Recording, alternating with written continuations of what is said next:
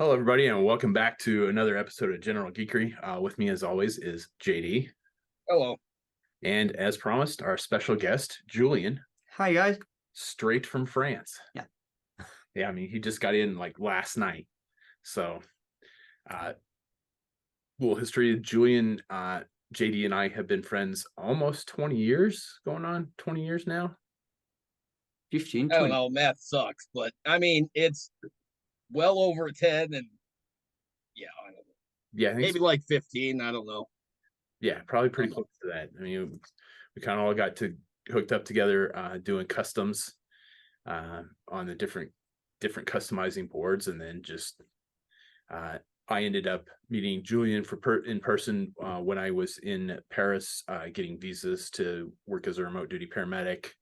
I think to go to like Chad, I think it was. And then Julien came and visited here, but I was again overseas. So my wife ended up entertaining him and his family for a week. And then he visited you, what, 5 or 6 years ago? 6 years ago. Yep. Yes, that's it. Yeah. Yep. So it's great to have you. Thank you. It's great to be here. Yeah, it's great to see everybody again. It's been probably 8 years since I've seen everybody in person or more. Julien brought, of course, his wife Eve and I was going to say his little boy, Ulysse, but he's not so little anymore. No, as tall as I am. Yeah, almost. Yeah. So, and it is San Diego Comic-Con time. And as usual, none of us are there. I will never get there. And honestly, I wouldn't even try. I don't need those kind of crowds to wreck my fun. And lines and crowds and lines and crowds. Nope. I think there definitely used to be some mistake and some novelty to going to San Diego Comic-Con, but I think it is all negated by exactly what JD said, is lines and crowds. I remember Sean Grogan got an exclusive for me a number of years ago when he went, and he had to sleep out on the sidewalk in a line to get it for me. Wow. Yeah. That's more than I would have done if I had been there myself. I was gonna say that's dedication. That's true friendship right there. Yeah, I can't argue that, man, because I don't think I would have done that had I been there in person. I wouldn't. I wouldn't. But of course, San Diego Comic-Con is like the time for announcements for new stuff, and there have been, of course, mostly what we talk about on the show is G.I. Joe stuff, and there have been a shit ton of announcements for the Classified series. I think one of the biggest ones so far is the 3-pack that's in the HISS color scheme, the 788 fire team that comes with the officer, like a Cobra Trooper, but with missiles, and the recolored Range Viper, which is now available on Hasbro Pulse. We just looked, and the price point is actually fairly reasonable. It's $80. We were both expecting it to be well over 100.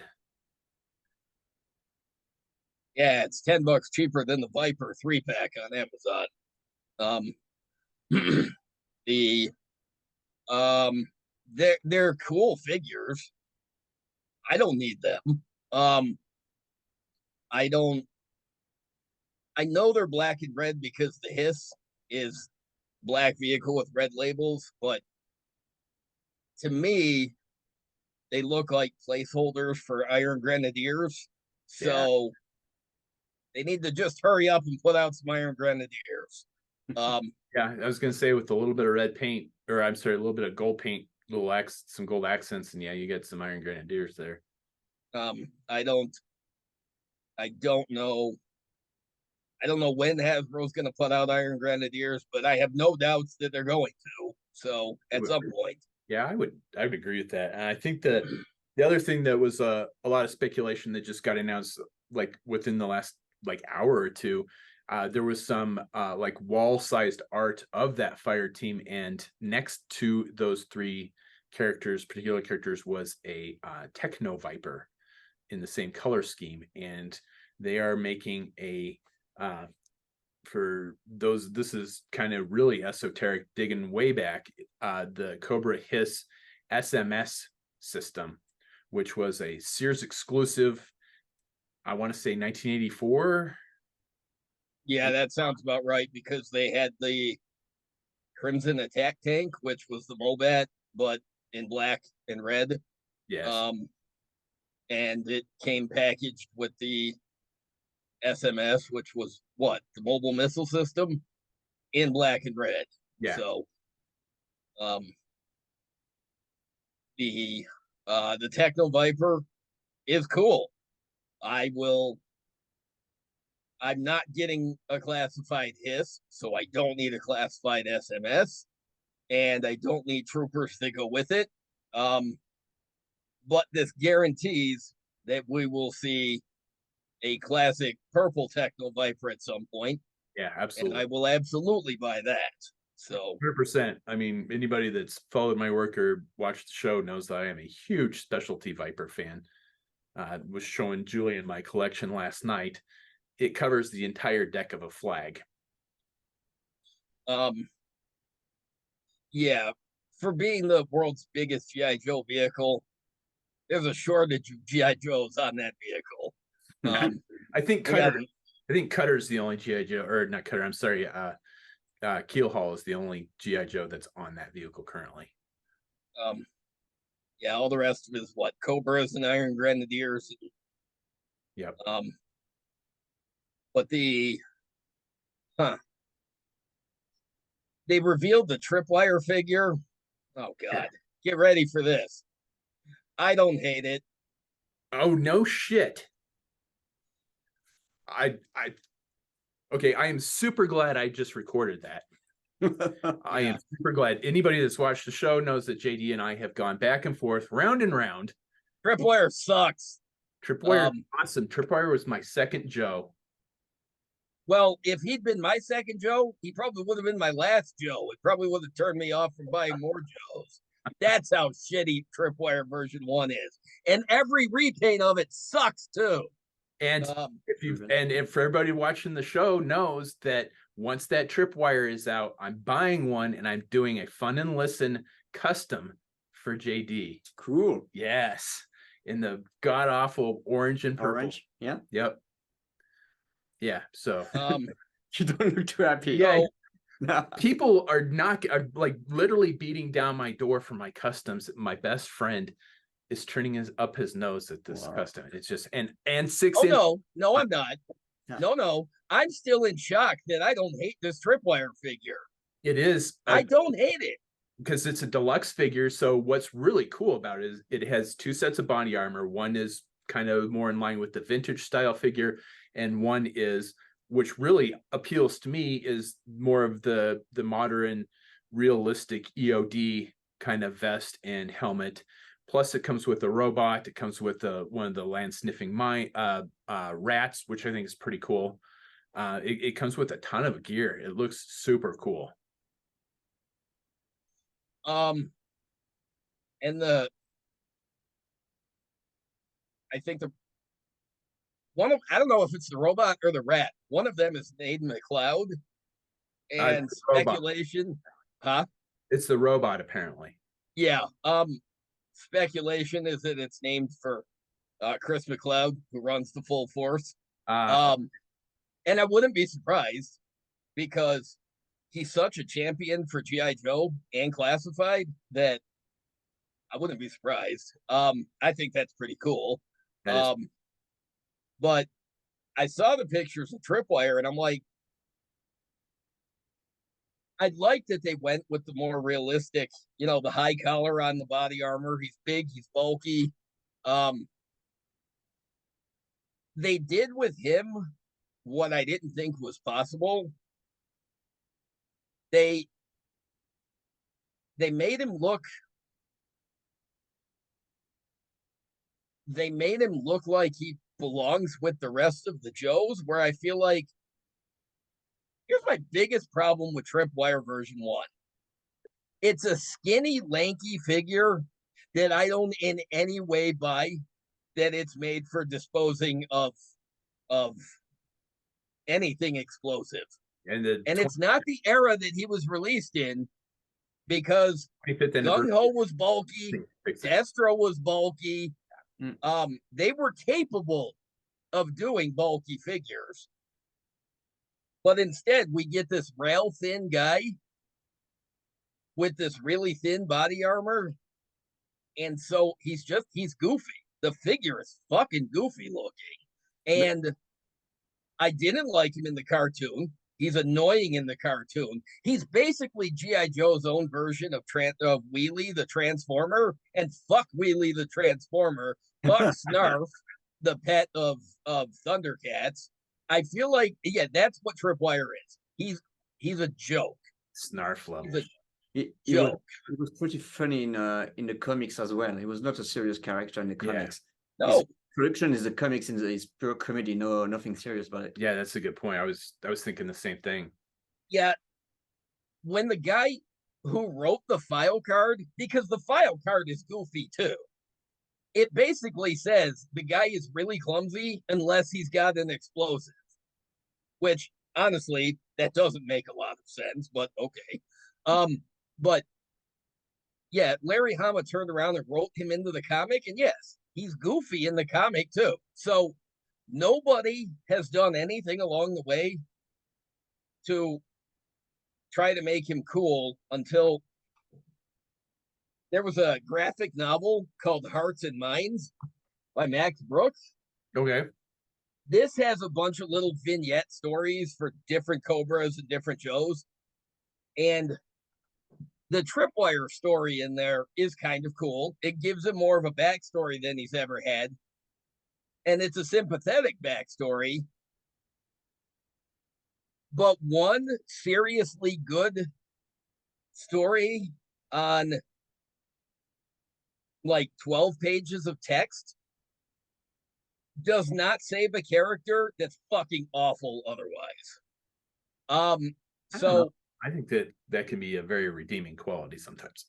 No, it can be, but it wasn't in Tripwire's case. But the EOD guys, the bomb, those guys are badass. Yeah. And if you look at Tripwire version 1, it's the antithesis of badass. And every time they gave it a new color scheme, it got progressively goofier. It kind of did. So I will give you that. So it progressively made him even worse than he already was to start with. And when I saw this new Tripwire, first of all, like I said, I like that you can make him vintagey, or you can make him modern. But even the vintagey version, when I looked at the pictures, he's a lot bulkier, and he should be. So, and the fact that his helmet comes off, he's got a face. Yeah. And so honestly, I don't hate this Tripwire. I mean, am I gonna buy it? No, but I'm not skipping it because it's Tripwire. I'm skipping it because he's not necessary for the G.I. Joe universe, my headcanon that exists. Tripwire is part of the team, but he never gets used. Like, he's on a roster somewhere, but he's never gotten used. I mean, I could surprise myself and maybe end up with it, but I'm not going to pre-order it. Yeah, I'm not. But I have to say, I am impressed with what Hasbro did. Yeah. And if they can save Tripwire, they can save anybody. I agree with you too. I like the fact that they gave it just options, because it was more than I expected. It was a lot more than I expected. What I was really afraid of was that it was just going to be a 6-inch adaptation and modernization of what they already did. And while that works for the guys like Breaker, it doesn't work for a character like Tripwire, who was never respectable in the first place. But yeah, I gotta say, they really knocked it out of the park with that one. Yeah, I'm not. I'm definitely picking up two. I'm not going to pre-order it, but I'm going to pick up two. Obviously, one as promised, customized for JD, and then yeah, I was on the fence about getting one for my collection since it is my second Joe. I already have my first Joe, which we're going to talk about here in a minute, and my third GI Joe was Snow Job, and already got him pre-ordered too. So it was kind of hard for me to pass on Tripwire regardless. But I was kind of on the fence and then JD texted me a picture while we were out at lunch. I'm like, I was really hoping for something more in line with Well, version it was a grainy picture that Yeah. was like taken of like the PowerPoint presentation. So it was grainy, but it was also just one of the diorama pictures. Yeah. Where he's in the more realistic EOD suit. And so I can see why Brian looked at that and said, where is the tripwire in that? Yeah. But then I turned around and I sent him a high res picture, like the deluxe render with all the gear. And he's like, okay. I'm like, there's options. You can make him classic and you can make him realistic. I am not a big fan of the classified stuff that just looks like brand new updates of the same old designs. I mean, there are cases where it works, and that's good. Yeah, the Alley Viper. But yeah, the Alley Viper, they didn't need to change anything. Why change what isn't broken? Range but Viper, I think too. The Range Viper is picture perfect. Every time I see a picture of that figure, I'm just like, that thing is badass. Can't wait. But I don't. I've seen some really shitty, grainy pictures of Mutt and Junkyard. They look okay, but I'm waiting to see better pictures. All I've seen is the screenshots, like the photos that somebody took with their phone of the screen for characters like Hawk and Ripper and Buzzer and Helix. So honestly, I can get a sense of them, but I really don't know what they actually look like. At some point, probably what we're doing, they'll put up high res pictures. I mean, Buzzer and Buzzer and Ripper are classified Buzzer and Ripper. I don't care. They announced, Was there Torch? I didn't know. He's announced. Now, he was never announced until today, and the name only reveals were Torch and Jinx. Well, on Jinx, I'm gonna say it's about fucking time. I honestly thought that she'd get announced much earlier than this. I mean, she was a guarantee. There was no way they weren't gonna do a classified Jinx. Yeah. I'm just surprised going into the fourth year that it hadn't already happened. But I'll be looking forward to pictures of her. And like I said, I got to see better pictures of Hawk and Helix. But I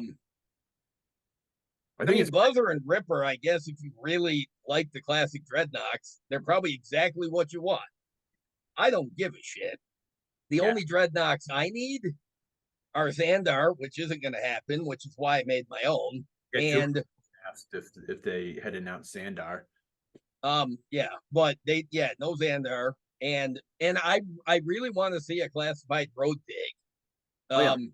Me too. But and I do think that they'll get around to him at some point too. I mean, I understand why they're going to get Torch, Buzzer, and Ripper out of the way first. It would honestly be kind of dumb if they didn't.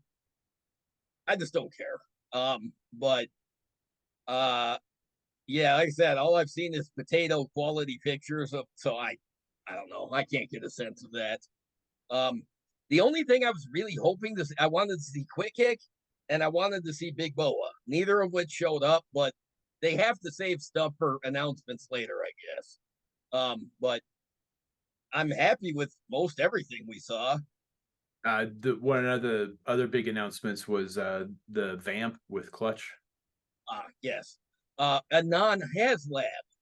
Yeah.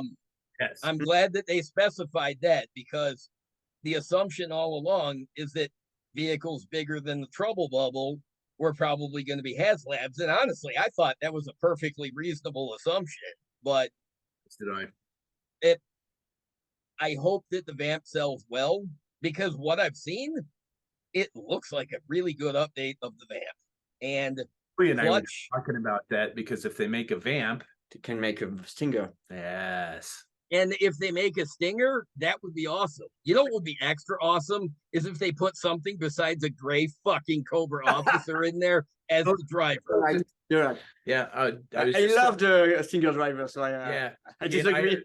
He and I are 100%. We both love the Stinger driver. Oh, And- I know. And it's still a boring ass figure. And a classified version will also be a boring ass figure. Well, it's just gonna be an officer repaint. So I mean, Yeah. there's not a lot. Right. So, but I mean, if they can save Tripwire, maybe they can do something interesting with the Stinger driver. They're not going. I'm gonna be cynical and not expect it. Hasbro's gonna take the path of least resistance and they're gonna just repaint an officer. That's all they're gonna do. I guarantee it. I would put money on that.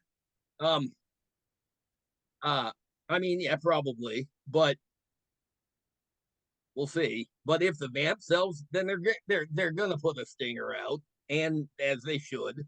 I haven't seen great pictures, but I assume Clutch. I mean, he looks like Clutch should, as far as I can see. I mean, of the original 13, we've gotten most of the ones that the only one I wanted was Flash that hasn't been updated, but Glenda from the HasLab has Flash's backpack and laser rifle. So I mentioned that. I mean, because Glenda, the original Argentinian figure, came with that laser rifle. So I'm glad that they did that for this. But for me, I'm like, oh, that means Flash is in the pipeline for classified. So I'm happy about that. But it is cool to see that a Vamp was announced and that it's not a crowd fund. That's cool. Do you have any idea of the price point for the Vamp? I didn't see It's going to be more expensive. I don't remember what I read, but the spec, it's going to be more expensive than the Trouble Bubble, but I think it's supposed to be less than, because what is the Trouble Bubble? Was it $50? Yeah, something like that. Yeah, I think, Yeah. yeah, I think the Vamp, it's probably going to come in. Honestly, if you look at like the set with the Ram being 40, I could see the Vamp being 80. And honestly, I think that's reasonable. It's not too bad. I think one of the things that we've definitely complained about over the last couple of years was the price increase on specifically the Star Wars vehicles have just been stupid, insane prices. Some of I understand that that's part of the licensing from Lucasfilm, but as much as I love the Naboo N1 starfighters from Episode 1, it is one of my favorite fighters in all of Star Wars. And so I whooped and hollered when they brought it into the Mandalorian and they turned it silver and they made it into his new starship. I love that. And the vintage collection version looks amazing. It does. There is not $140 worth of vehicle there. I know it comes with the Mandalorian and Grogu, but that is not $140 worth of vehicle. The same way Poe Dameron's vintage collection X-Wing from The Rise of Skywalker, that was not $120 worth of vehicle. I'm sorry, it's just not. No. So and those are the vintage collection stuff. Imagine how much more, even if they could put it out in the classified in the Black Series scale, which they can't. They did the TIE Fighter and they did the Snowspeeder. I forgot about both that. of which were slow sellers because they're ungodly huge and they're expensive. But I don't think the classified Vamp is going to come in anywhere close to that because there's no licensing.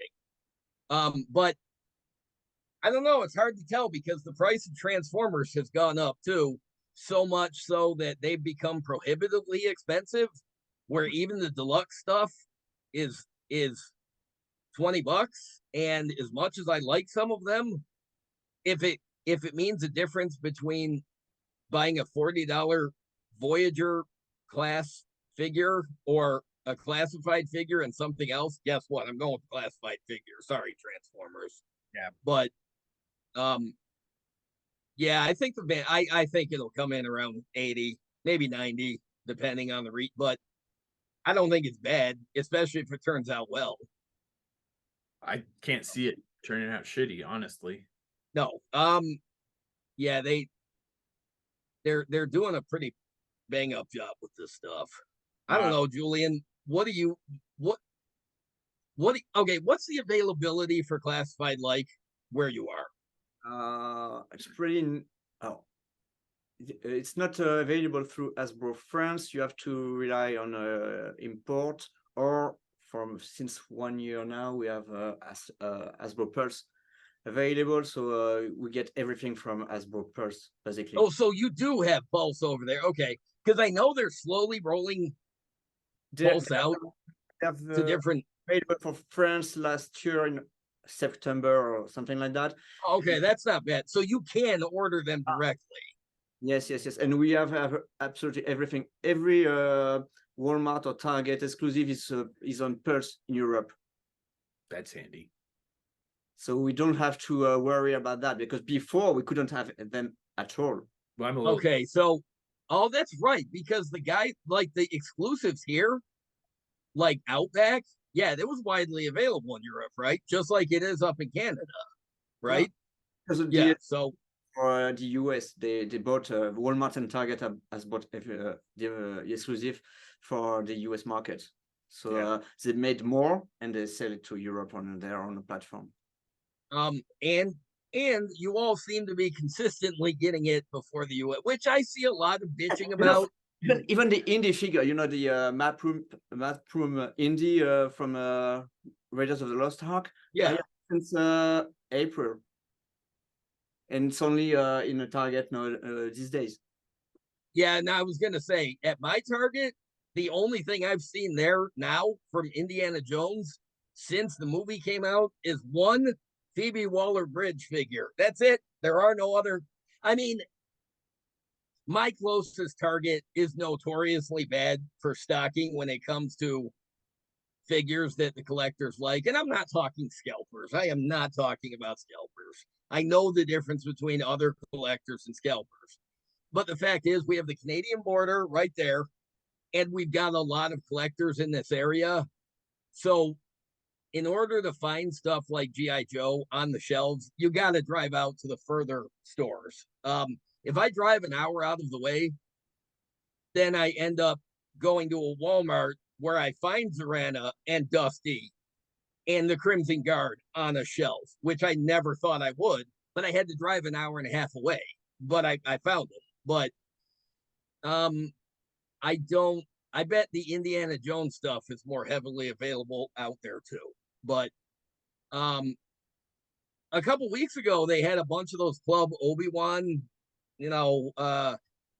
Indiana Jones, and now the movie came out, they're gone. There's no sign of them. We were there, I don't know, 3 nights ago, and it was shit. They had for G.I. Joe, they had 2 or 3 Super 7 figures, and for Indiana Jones, I don't remember what they had for Indiana Jones. It was like 2 figures. And then for Star Wars, they had one of the figures on the card. I think it was like Indoor Leia, maybe. And then of course the third sister from Obi-Wan. They had a shit ton of those. I haven't seen that figure since last year. Orange, the classified, or the Black Series. Yeah.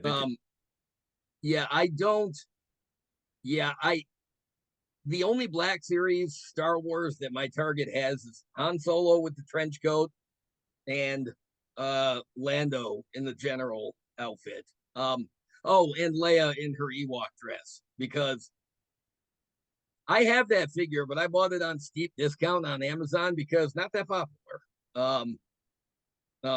Shockingly not that popular. And by shockingly, I mean it's hippie Leia. What the hell else did they expect?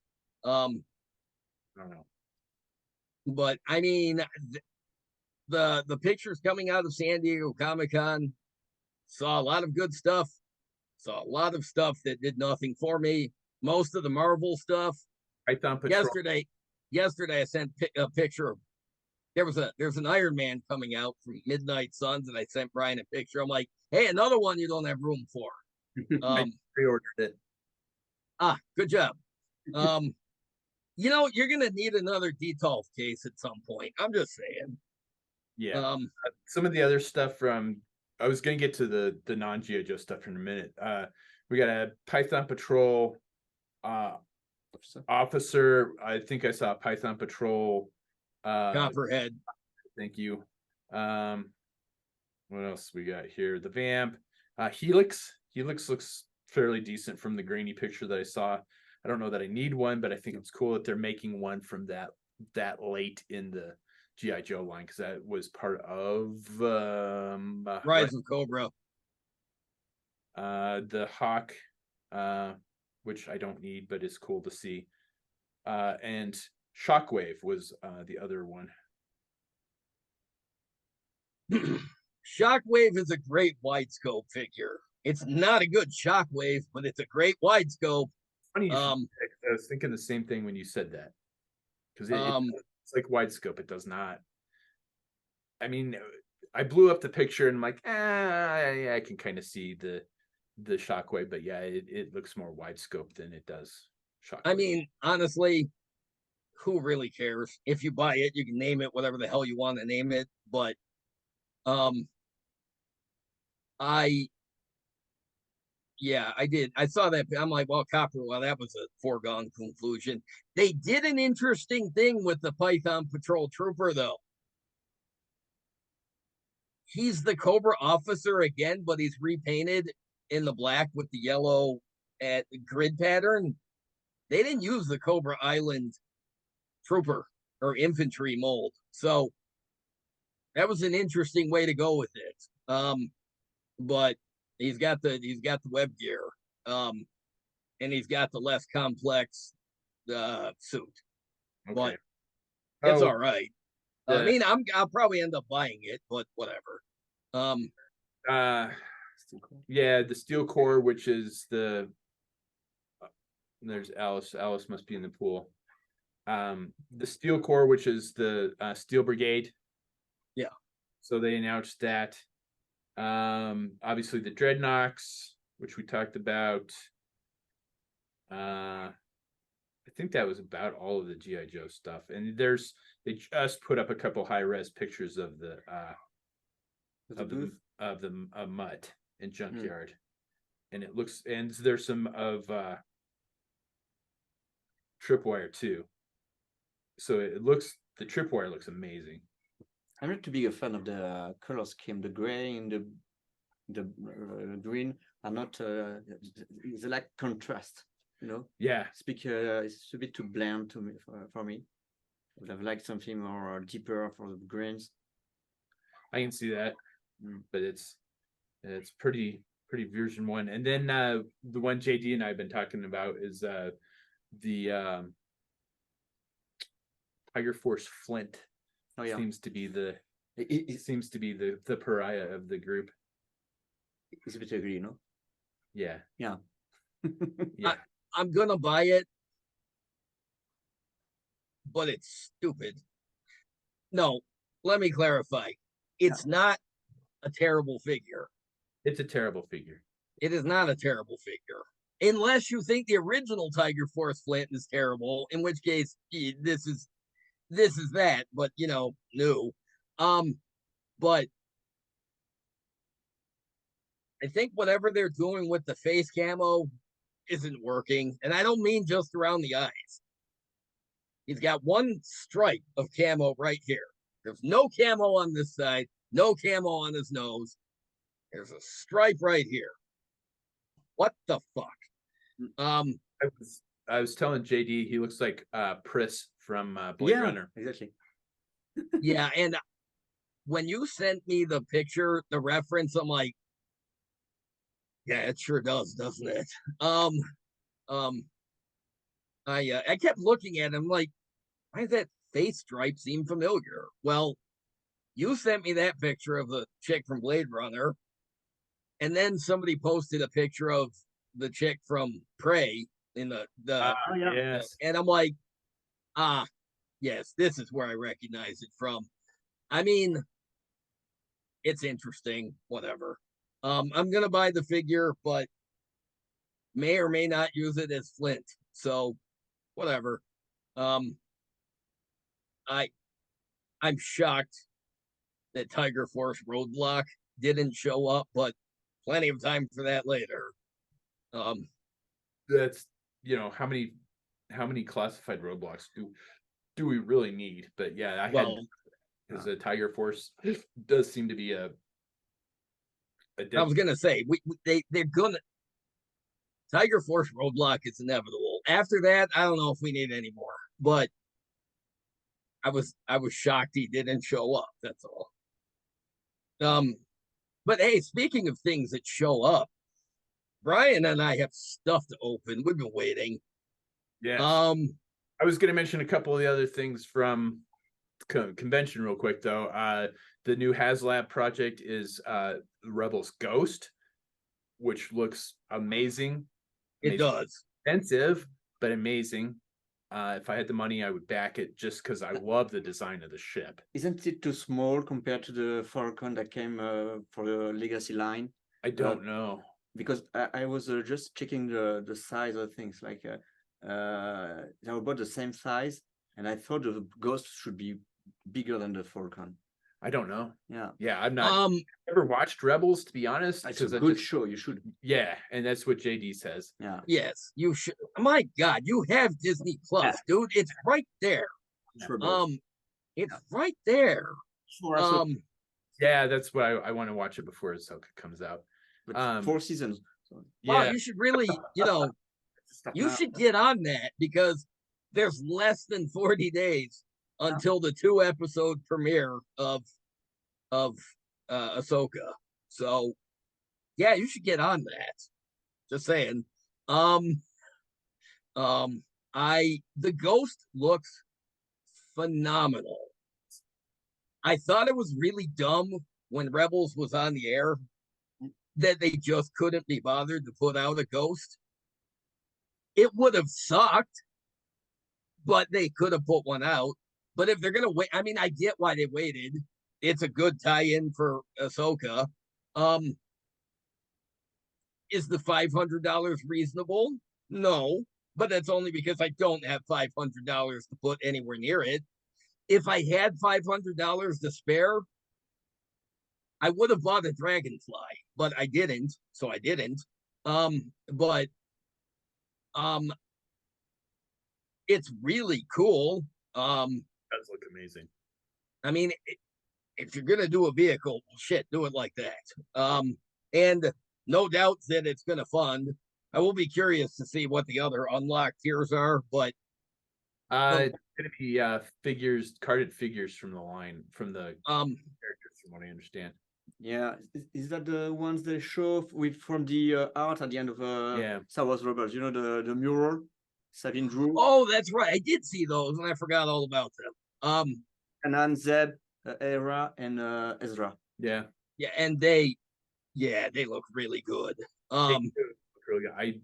Historically, I have not bought figures from the cartoons because most of the time they are too cartoonish for me. But the way that they're doing the figures in like the vintage collection style, so they look really nice. Because they never did the Rebels character in a vintage collection. That's true. Before they only did. No, you're right. They didn't. Characters, figures. That's right. They did the Rebels characters in the Black Series, although they were really spread far apart for releases. And then they did the cartoony line. But you're right. They never did vintage ones. So they look good. I love that Ezra includes his Scout Trooper helmet in the yellow with that's phenomenal. I honestly, if I had, I'd love to have it, but it's nice for the people that can have it, and I will look on their pictures enviously the same way I did with the Razor Crest, because because I saw I Dave, wasn't. one of our former guests, Date Now, and he backed it for 2 of them. Oh yeah, Yeah. did he? Okay. I mean, well, that must be nice. I'm happy for him. Have him on the show when he gets it in. Yes, we should do that so we can live vicariously through him just for a little bit. But that'll fund the same way the Razor Crest funded and the Sailbarge funded. There's a theme here. If it's for the vintage collection, it's gonna fund. If it's for the Black Series or the high-end collectibles, yeah, not so much. But Yeah, because the Rancor didn't fund and the Reva's lightsaber didn't fund. no, and the Rancor didn't even come close. Like they were like 2/3 of the way there at the highest point. But as soon as they started revealing the unlocked tiers for the Rancor, the numbers started going Yeah. that way, because wow, did those unlocked tiers suck. I don't even remember. One look, Um skulls from the cave, I think, Okay. stuff like that. No bones, skulls. Okay. I can't remember exactly, but there was one Jedi look in on card. yeah, they did Luke on the card, and they did the Rancor Keeper, because what the hell else? Where else are you going to release a Black Series Rancor Keeper but with the Rancor? There were people that were pissed that they didn't do Ula. Well, here's the really twisted thing about it. If you looked at the set, all the little bones, the skeletons that they were supposed to include with it had Ula's skull there. And I'm like, wow, that's really fucked up. And appropriate, but fucked up. But I'm like, that's why they didn't do Ula. Well, they did. Just some of her. Yes. How you expected it to be. Yeah, but I don't. But yeah, a Luke and a Rancor Keeper and some bones and some, like the wall or whatever the hell. I'm like, that is not going to get people to back this thing. Sure enough, they didn't back it. Some of the others got announced. That is live on Hasbro right now for Vintage Collection. There's a new Darth Revan, which looks pretty cool. I'm getting it. I love the old Republic stuff. I'm a huge fan of that. I know. End of this day, I don't care. So Grand Admiral Thrawn and Pre Vizsla, which are all done in the Vintage Collection style, and they look amazing. I just pre-ordered all 3 of those. And they announced also the Pre Vizsla on the Black Series. Oh, did they? I didn't see that. Yeah. And honestly, the Vintage Collection version looks just as good as the Black Series version, and it's about time that they put out a Pre Vizsla. I'm not a completist, but well, I need that. But I saw that Thrawn, and I'm like, funny thing is, my kid and I were watching Rebels today because I've seen Rebels a bunch of times, so we're just rewatching it. But right after we watched a couple of episodes, I watched the trailer for Ahsoka again. I will tell you this: if 43-year-old me could go back to find 14-year-old me who was reading Heir to the Empire, the school library copy, and say eventually that Grand Admiral Thrawn would be live action, I don't think I would have believed it.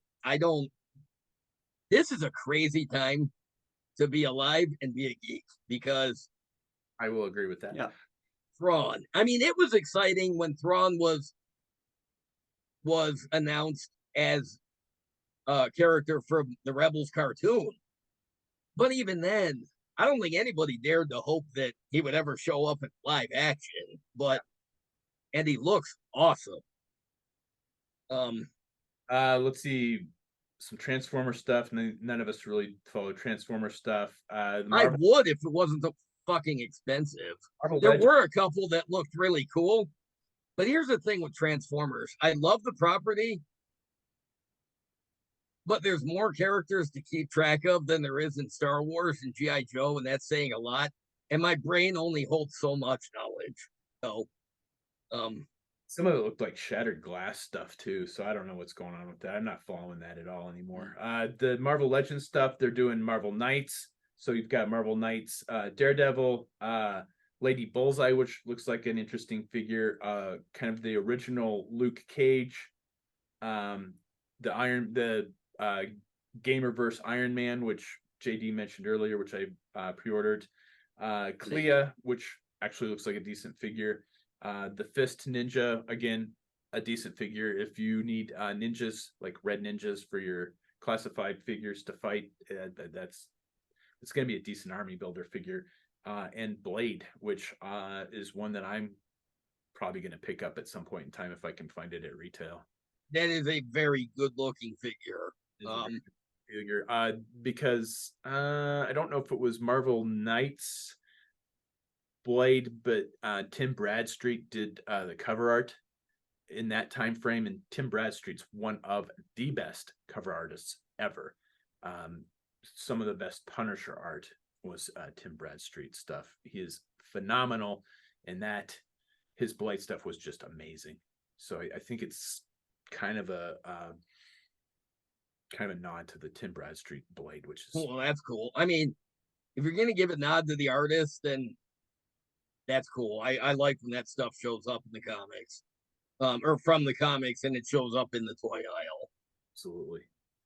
I think that was pretty much all the stuff for San Diego Comic-Con that was worth mentioning that I can think of off the top of my head. So JD and I both got packages in the last couple days. So JD's posted this picture on Facebook already. JD's first G.I. Joe action figure was the straight arm, or swivel arm. Swivel arm, rock and roll. And mine was Torpedo. And both of those figures just got released in classified scale. And we both have them here, and we were both going to open our very first G.I. Joes in classified scale on the show. My picture, what I did was, because I have a picture of me when I was 3 holding rock and roll up. So I did a recreation holding the classified version up. Drop it in the show when I get around to it. Between me posting it on my profile and sharing it to like 3 or 4 groups, that's gotten more attention than anything else I've ever posted on Facebook ever. And I'm like, man, because your customs do that kind of traffic, and I'm like, boy, that'd be really annoying to try to keep up with. Yeah. My attention deficit disorder. I mean, like, I appreciate it, but I'm like, wow, my attention deficit disorder does not. What's nice is it's like so and so and 53 other people like this photo. I'm like, cool. That's all I need to know. Oh, before I forget, see this shirt? I just got this shirt. Okay. Now, I am the only person who believes it, but you ever think one of your family members is acting kind of strange and you think, well, were they replaced by a shapeshifter, a robot from the future, somebody, I don't know, doppelganger, odd person, black magic, whatever. Which in the Matrix. Yeah, there's a few phrases that I've given to people I know to that if I'm acting really weirder than usual, and they think that maybe I've been replaced by something from the future. If they ask me the phrase, who shot first? And the answer that comes back is anything but one word, then I have absolutely been compromised, and it is not me. Whoever they're talking to is a simulacrum that wouldn't know. Model decoy. Greedo shot first. And I give no fucks who agrees or disagrees. Greedo shot first. George Lucas changed it in 1997, and it is gospel. I give no shits about the 1977 cut. Greedo shot first. And if some weird version of me ever answers anything but Greedo to the phrase "who shot first," then you know that something's wrong. So my shirt pays tribute to Greedo shooting first. Yeah, like if he gets kidnapped, like, are you in trouble? Like, who shot first? If you say Han, then it's like, okay, yeah, we need something's wrong. Oh yeah, he's done. Or if I come back with something really stupid, like, what do you mean? Then it's like, oh, wow, yeah, this guy, yeah, he's a shapeshifter. It's like the scene from Terminator 2. Yes, your parents are already dead. That's basically it. If somebody needs to check it, because last I don't know, a few months ago, I texted Brian and I'm like, oh, I'm not feeling any of this. I'm in a bad place. He's like, you okay? I mean, he's like, should I be worried? I'm like, no. I mean, like, no, I'm just upset. He's like, all right, but you're good. And I'm like, and he asked me, he's like, all right, say something that only JD would say. I'm like, Greedo shot first. I texted him back, Greedo. He's like, okay, yep, still you. So I have since passed that on to both of my children and my father and a few other people, that if you're ever questioning my sanity and you ask me either that question or just a few others, easy to know. So, but yeah, so a buddy of mine on Facebook posted a picture that he got one, and he went back and he got me one. So I'm like, oh, sweet. So yeah, so JD posted a picture of him with his 83 rock and roll and the classified rock and roll, and I'm just amazed the shirt still fits. You shut up.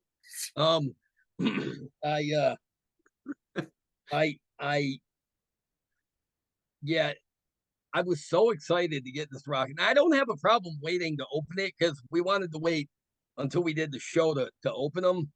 Yeah. I was just glad to have it in my hands finally, and here it is. But it's weird because my first show was rock and roll, his was Torpedo, and they both showed up to us in the same week. I'm like, it's like the stars in the cosmos aligned or something. Oh yeah, I mean, same figure. You know, we both got our same first shows. Julian's here. We couldn't have planned this better. But my first show hasn't been announced yet. It's Flash. Ah, okay. I was just gonna ask what your first show. All right, so you're waiting on Flash too, then. Okay. But my second one was it's not a joke. I got a Flash and Cobra Commander at the same time. Okay. Back in '85, I think. And then when Hasbro took over the G.I. Joe license in Europe, they issued a new series, and it was a Shipwreck. Ah, all right. My first Joe figures were Action Force. Actually. Yeah, that makes sense. So when Shipwreck came out, he wasn't Action Force anymore. He was G.I. Joe. It was Hasbro's G.I. Joe, and not a Palitoy or Meccano Action Force. Boy, that must have been kind of trippy to see the whole toy line flip-flop like that. Oh, no, it wasn't so trippy. As a kid, I didn't realize, because the TV series wasn't up until '87, and that's in '87 that Hasbro took over, sold their G.I. Joe. So what they did is offer about 10 of older waves of G.I. Joe and 10 Cobras, and it was it. And after that, then they started pumping more recent Joes into the line. But most of the figures that were sold during the Meccano and Palitoy Action Force line weren't proposed for G.I. Joe. The only ones that were in both lines were Storm Shadow, Destro, and the Cobra Trooper. Yeah. So when you I knew Destro, but I couldn't have told you the other one. When you bought when you saw the box art on the vehicles with the different characters on the vehicles, most of the time you didn't know about half of the characters. Some of them weren't even proposed in France, only from the Action Force line. So most people who came into GI Joe in 1987 didn't know there was an Action Force line before. Actually, that makes sense. Man, you had to wait till 87 to get the cartoon. That's so weird. Now, in Europe, did you get G.I. Joe the movie, or did that just skip? Because it was G.I. Joe the movie was supposed to be a theatrical release in the U.S., but after what Transformers did to Optimus Prime, they moved it to a video release. I'm not too sure about it. Hello. I think it was on video only, I think. Gotcha. Okay. Alice has been in the pool for the last half an hour. Oh, so you have wet dog under you. Yeah, she looks like a little red drowned rat. And I'm wearing shorts, so Yeah. She wants up in my lap, but all right, come on.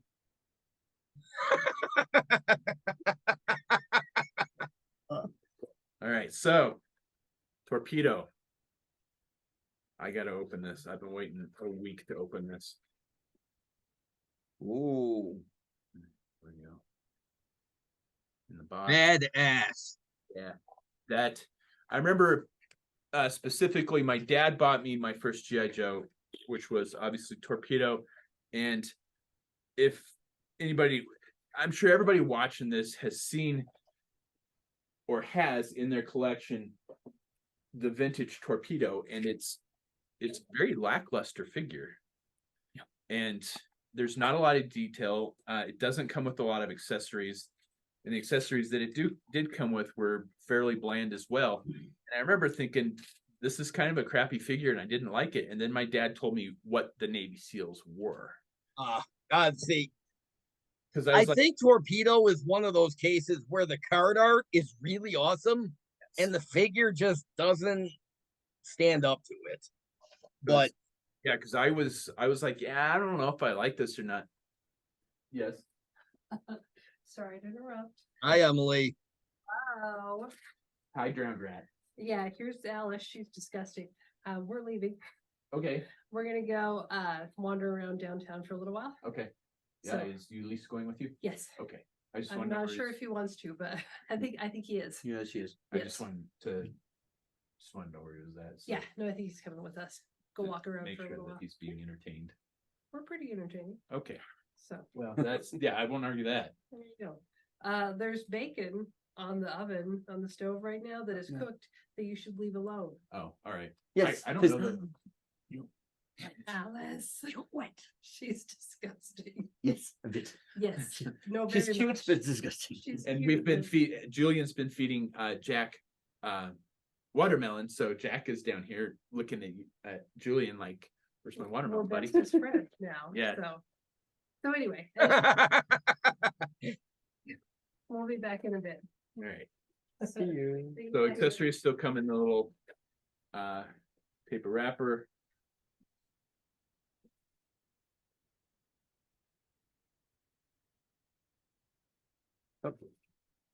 Look at that beard. That beard is badass. I love this figure. Oh yeah. Oh, look at yeah. that. And the tattoo, the extra hands. That's So fucking cool. looks awesome. So Don't use it. Yeah, like yes. So woof. Just got a knife. He's got a good dive knife with the like big bulky handle. We've got kind of a backpack there. I'm kind of glad that they did something different than the original V1. I would have liked to have seen like the typical Navy SEAL rebreather, but you know, it wouldn't have been too accurate to the version 1 though. The So- mask is cool. Yes. So I could have gone either way on that, honestly. Yeah. And then yeah, nice little like subcompact assault rifle there. Like a smaller. I might have to get something from Gridiron shirt for him though. Like the M4 that you have. Yeah, you want me to bring it? Yeah. Oh. we can do a quick review too. Julien, Gridiron, we've talked about Gridiron Customs on the show a couple times. They do some really nice 1/12 scale custom weapons and accessories. And I mean accessories. And I use that word, I mean, okay, they make some really cool stuff.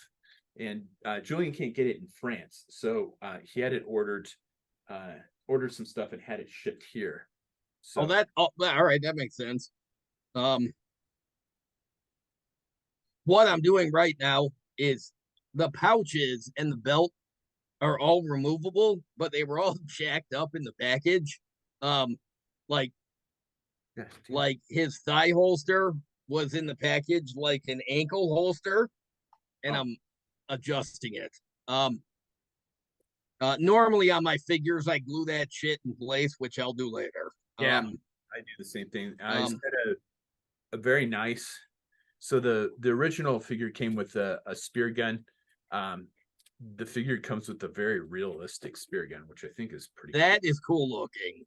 It is. It's got a little lanyard on it, which most spear guns do.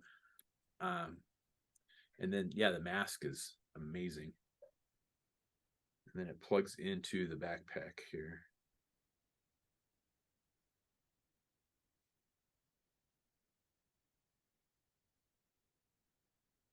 This knife go. I keep having to lift my glasses up to look at stuff real closely and read stuff real closely. I'm relatively certain that it's time for me to switch to bifocals, but I refuse. Same. So I have a permanent divot in my head where my glasses sit because I sit them up so much. There is a permanent divot in my forehead from my glasses. I don't. I'm acknowledging to the universe that I think I need bifocals, but in my pre-evolution 8 brain, I'm like, nope, no bifocal. Nuh-uh. Nope. It's kind of funny that you mentioned that because everybody went to go get groceries because Julian's wife Eve is cooking us dinner tonight, and so they went to go get groceries, and I didn't go with them because I was working on a custom figure. So I have a pair of reading glasses that I use to customize and paint for real fine detail stuff. And I don't usually take them off. So I'll have both sets of glasses on my head. And Eve is like, you do realize you have 2 sets of glasses on your head, don't you? That's pretty normal. I've seen lots of good pictures of rock and roll on the internet, but even with the high res pictures, it's hard to make out the tattoos. They got a lot of detail in these tattoos. Oh yeah, they look amazing. Oh god, I love this head sculpt though. It's so it's perfect. The flippers on what I really like about the flippers on torpedoes, they don't peg in. They have they're soft rubber, so they slip over. Like flippers should. So yeah, there is torpedo. Yeah, that's cool. Yeah. My torpedo is still on pre-order from Amazon, so I will get it sometime between this week and September probably. But yeah, details. Oh. Yeah, I did. So most of the time, Navy SEALs have like a dive board, so it's got like a watch and a compass. Yeah, compass and like a map. He has a dive computer on his wrist. Oh, that is fucking cool. Yeah. Oh, what a cool detail. Yeah, it's really nice. So really impressed with like I said, the original was a very simple figure. So it's hard to put a lot of detail into something that was so bland to begin with, but they did a fantastic job with this. I know this figure is probably if not at the top of the list, it was close to the top of the list of the 3 years ago when we did our top 10 picks for what we want in the classified line. Well, the only reason Torpedo wasn't the top of your list was because you had all these specialty Vipers that were taking up that slot. It was, yeah, the Alley Viper and the Night Viper would have been the only ones ahead of him, and I got the Alley Viper. Rock and Roll's helmet is a modern, like a Spec Ops helmet, but they painted Hang 10 as a tribute to his surf days on the helmet. So one of those iconic images from the video store when I worked at Blockbuster, for even a lot of movies I've never seen, I often remember what the box art on the videotape looked like. And Full Metal Jacket has the Vietnam style helmet, but it's got Born to Kill written on the and with a peace sign next to it from Matthew Modine's helmet in that movie. And I like that he wrote Hang 10 on his Kevlar. And yeah, that's cool. His machine gun, it's got the bipod, but I didn't realize the bipod was in two different pieces, so that's kind of cool. Oh, okay. Like they can move separately. Definitely.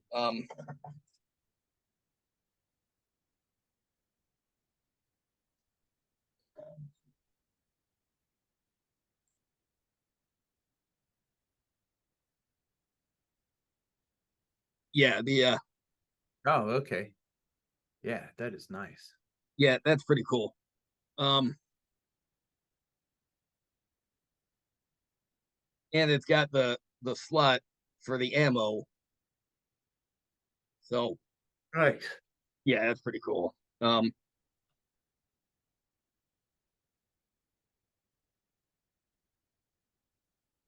if you don't want the ammo belt hanging out of the gun itself, there's a ammo can that you can string the ammo through. Oh, sweet. Does that clip on somewhere?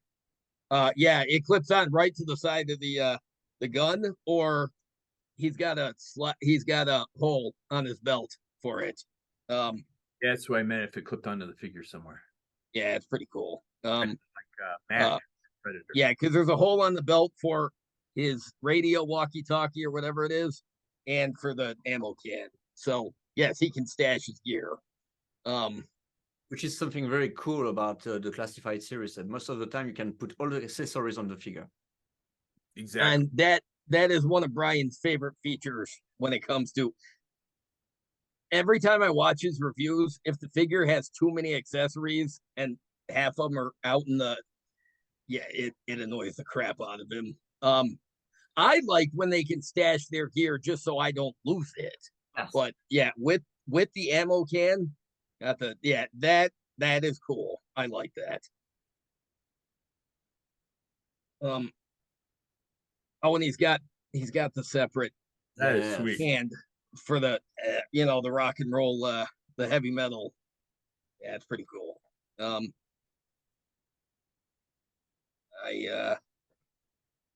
Yeah, the holster got a pretty standard pistol. I don't know enough about firearms to even guess what it is. But man, this figure is badass. They did rock and roll and torpedo properly. Yeah, I'm definitely happy with the torpedo figure.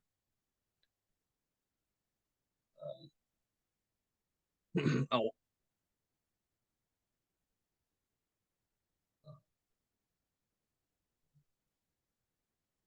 Oh, I see. No, actually, there's a little short ammo belt that connects. Goes into the, I was gonna, for the mag. Yeah.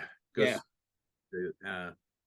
Yeah, I didn't realize until I just looked. Oh, yeah, that's cool. So I was gonna say that's weird that the belt would be hanging out like that if it was on the ammo can. What do I know? You were a machine gunner in the Army. I qualified with it. I wasn't active in the combat zone with it. I did qualify with M249 squad automatic weapon. That thing is a lot of fun to fire. All right, so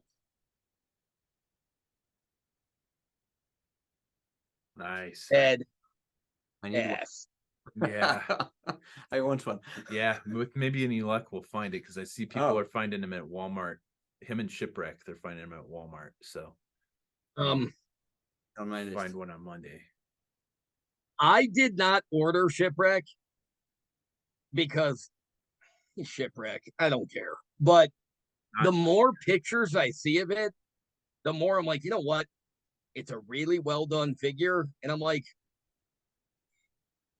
Shipwreck's kind of one of those. I didn't like him when I was a kid. I found him to be mostly annoying in the cartoon. Well, then I found out much, much later that the guy who voices Shipwreck, Neil Ross, based his portrayal on Jack Nicholson in a movie called The Last Detail. And I'm like, oh, that's why he's annoying. He was based on Jack Nicholson, who I mostly find to be annoying unless he's playing the Joker, which I love his Joker. But yeah, if I find that Shipwreck, because I didn't order it, I probably will end up picking it up. The Shipwrecks, I ended up getting one in that lot of figures that I got from that friend of the family a few years ago. I think I ended up sending it to JD. You did, and my son took it over, because and he really likes that figure. He's not a Joe fan. He doesn't care that he doesn't care about the mythos of it, which is fine. But he likes some of the toys, and he really took to Shipwreck and the DTC Cobra Trooper, like the black and red. Yeah, he loved that figure. Like he still plays it. I'm like, did you want any of the other figures to go? He's like, no, these are fine. I'm like, all right, cool. He's happy. He likes the Spirit figure too. I just told him to be careful with it because he's prone to the broken thumbs, and he sort of looked at it and he looks at it, but I'm like, all right. I mean, he's 10. He's not going to break it if he's careful, but I think he's afraid to. And not because I'm going to get mad, because he knows damn well if it happens, it happens. I'm not going to get mad, but I will complain if a replacement is like, and I wouldn't be complaining that I have to replace, but if I have to complain about like the price on eBay, he's going to get annoyed at me, and he's 10. So he's approaching that age where he's getting more irritated when I'm personally, when I'm purposely being irritated. He's not laughing anymore. He's just annoyed. I'm like, oh God, he reminds me of me. Wow, what a joy. So my kids got so many of my quirks, I can't get mad at them half the time. I'm like, it's like dealing with me. Holy shit, I must have been an annoying kid. Wait, pretty sure I'm an annoying adult too, but I don't care. I have a podcast and you people are listening to it. So what does that say about you? This is badass. And I love the little mic, or the little walkie-talkie he comes with. It's actually green and brown like the rest of his gear. It's not just black. Yeah, that's pretty cool. Yeah, you can't tell on the video here. Well, that's because the camera in my laptop sucks balls. You can't find it when you put it a little closer. Yeah, the brown's showing up now. Yeah, so that's pretty cool. And the ammo around his wrist is removable because the hands come out. Okay. I have seen a lot of people that aren't crazy about the two-tone shirt. I mean, I get why they did it, because the modern military uses the two-tone shirts under there, and I understand. But I like it because it's a little bit of the essence of Rock and Roll version 2. Yeah, and we talked about that yesterday. Yeah, for me, I don't need a full-on classified version of Rock and Roll version 2. I mean, if they make it, fine. I don't need it, but I like the nod to it with this, so I'm good. Yeah, see, I didn't have the original rock and roll, so my first rock and roll was V2. I really liked it as a kid. Now, I mean, when I got version 2, my original figure was long gone. So I was happy to have a replacement. And it helped that rock and roll was always in the Marvel comic. Larry Hama always used him and Clutch together as like a duo. And so it helped that he was active in the comic still. But yeah, I love that figure. I like the supersonic repaint of it too, although not for any good reason. I remember. Oh yeah. It took me. I just can't remember the color scheme on that, but I do now. So yeah, Julian's got some of the gridiron stuff here for the 1/12 scale. So we're gonna take a look at that. Actually, he got a bonus piece and gave it to me for my Alley Viper, which is a FN Scar with the grenade launcher on it. Which I have a couple of these in BBI or whatever BBI turned into. Elite Forces basically has this particular weapon in 1/18 scale. It only came in that is badass. It only came in one particular set, and I've only been able to get a couple of those sets. So it's for me, it's a very difficult weapon to get. But I very much like the FN Scars. I've got a couple buddies that have them and have them like real ones, and they're in love with that weapon. So, and the guy that taught my tactical paramedic class was a special forces medic, and that was his weapon. And he just raves about how awesome that gun is. So, yeah, I switched out when I saw that. I was like, "Oh, that is awesome!" And Julian's like, "Well, yeah, keep it for your guy." And yeah, it's perfect for an Alley Viper. Oh, that is cool. Isn't it? And I love the sculpt. It's very good. The gridiron stuff's amazing. I really wish they did more 4-inch stuff, but yeah, they're 12 and they're 1/12 scale stuff's fantastic. So this one he is having me look at, and it is just the M4, I think, isn't it? Yeah, it's a shorter version of the M4 for close quarters. Yeah, so CQB. So we got the laser scope, the laser dot, and the hand grip down below. Removable. The removable magazines, which are really cool. And it comes with. I think it's almost the same as this one, but yeah, it's pretty close. It looks a lot like this one. Now, Julian, these guns you ordered from Gridiron. Yeah. Did you order them just to have them in case you wanted to arm your Joes, or do you have like specific weapons that you want to give to specific Joes? Just curious. I used to I order guns from different so yeah, it looks pretty cool on manufacturer. With no particular plan, just because I like the gun and I want it. And most of the time I give it to a Joe, or I use it with a bad guy for Spider-Man, or for maybe for a Punisher or something like that. Yeah. So that's cool. I just to buy a lot of guns, and I use them when I need them for different characters. That was the M4. Yes. We got a G36, which is a basic version. Yeah, they have the G36. A lot of my customs have that weapon. A fire effect. Oh, nice. For it. And since the basic version is with the opaque magazine, and I like the clear magazine for the G36. Sweet. I bought the extra magazines set for it, and you have one with the clear. This is sweet. Check this out. I didn't know they had these. This is something I wish I had from with polymer magazine and clear polymer. You can see the rounds in the magazine. Rounds, yeah. Oh shit! I didn't realize that they made those either. Didn't either. That is fantastic. That's something I was able to do in 1/18 scale. That's cool. Fantastic. And you have different magazines like ammo drum or double tap magazines. You can put. Oh yeah.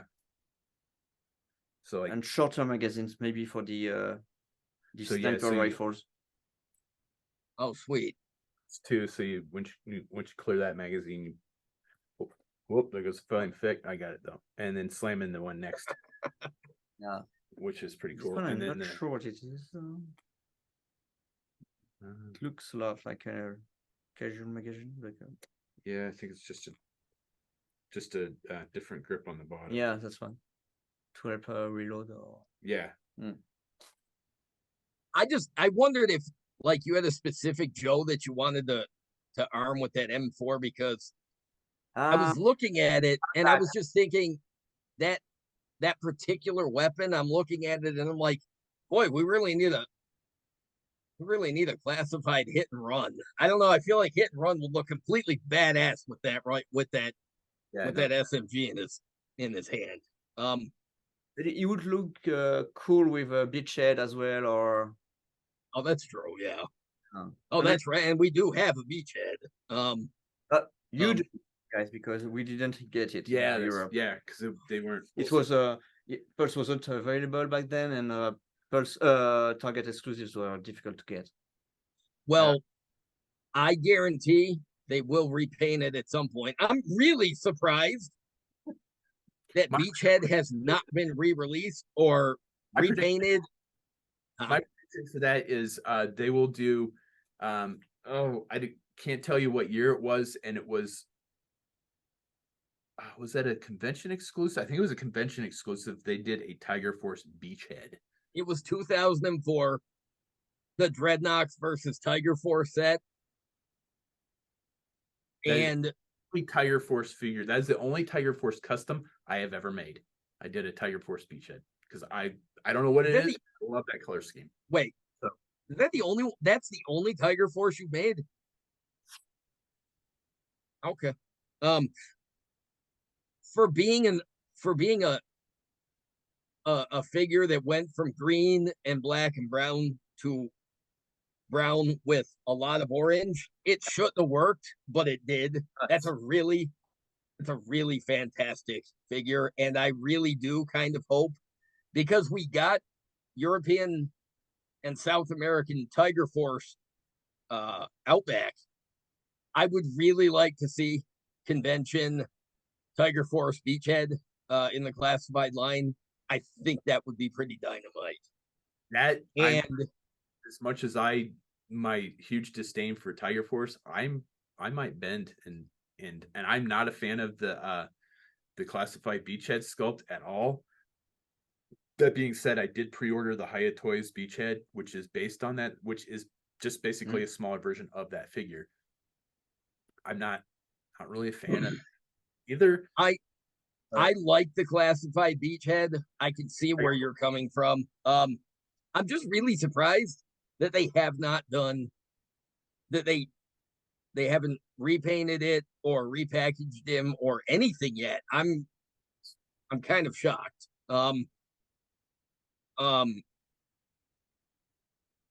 Yeah, the classified Beachhead.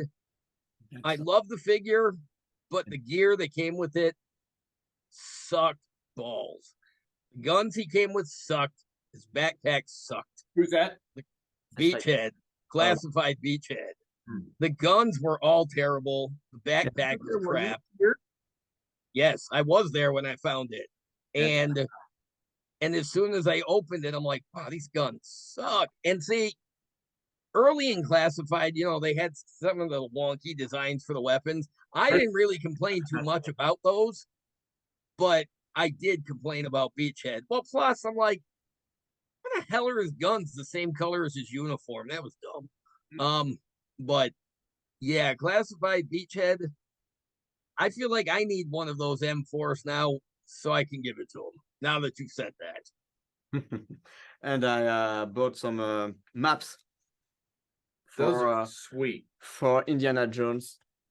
That makes sense. It's Cairo and Temple and Egypt. So and kind of cool. They're weathered and they're worn too. So I don't know how they did that exactly or what they printed them on, but they're really sweet. Yeah, that's cool. Did you get like the torch set for Indiana Jones too? I'm just I curious. didn't, because I made one with Oh, okay. All right. That's cool. wood and hot glue, and I painted it. So Yeah, I've got a video. I did a tutorial on how to do the hot glue flames. I just haven't done the editing to put it up yet. Ah. So stay tuned for that, because yeah, my 2 minutes tips, tricks, and tutorials. I have a video on how to make flame effects using hot glue. So very useful yes, absolutely. and cheap. Yes, and that's actually funny that you should say that, because that is one of the things that I mentioned is how inexpensive it is. Because I'm working on one for my mud camouflage.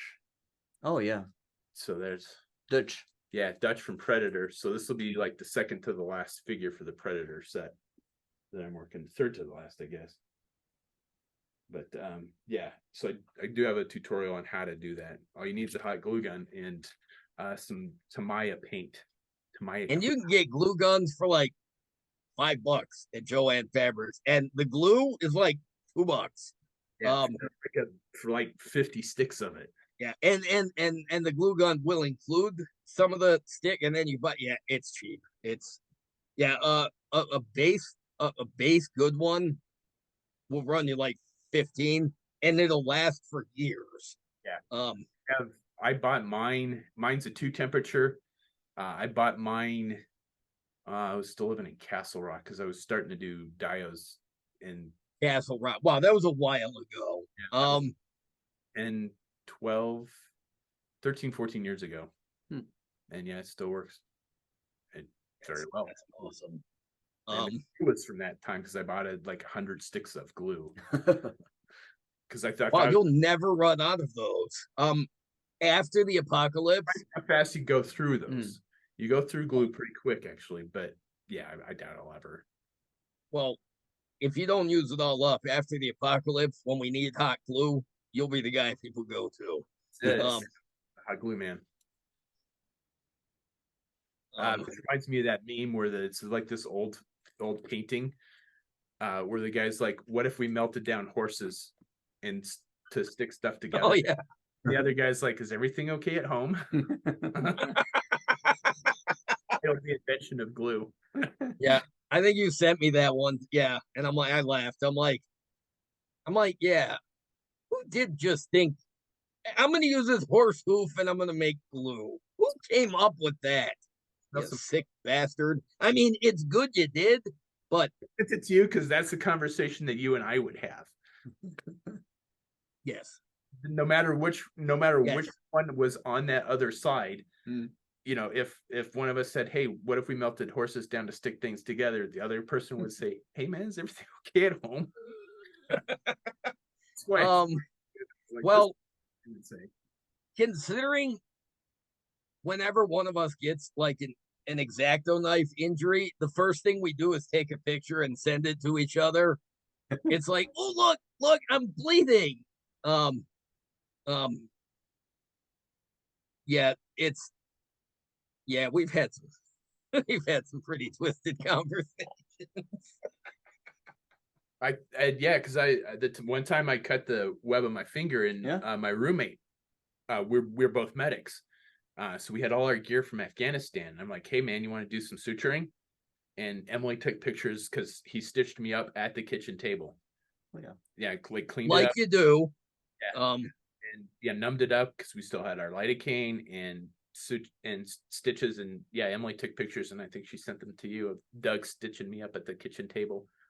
I just remember the one time she said that one of the things that's always been part of your dinner time conversation is accident scenes, like car accident scenes. And I'm like, oh, dinner time conversation. Wow.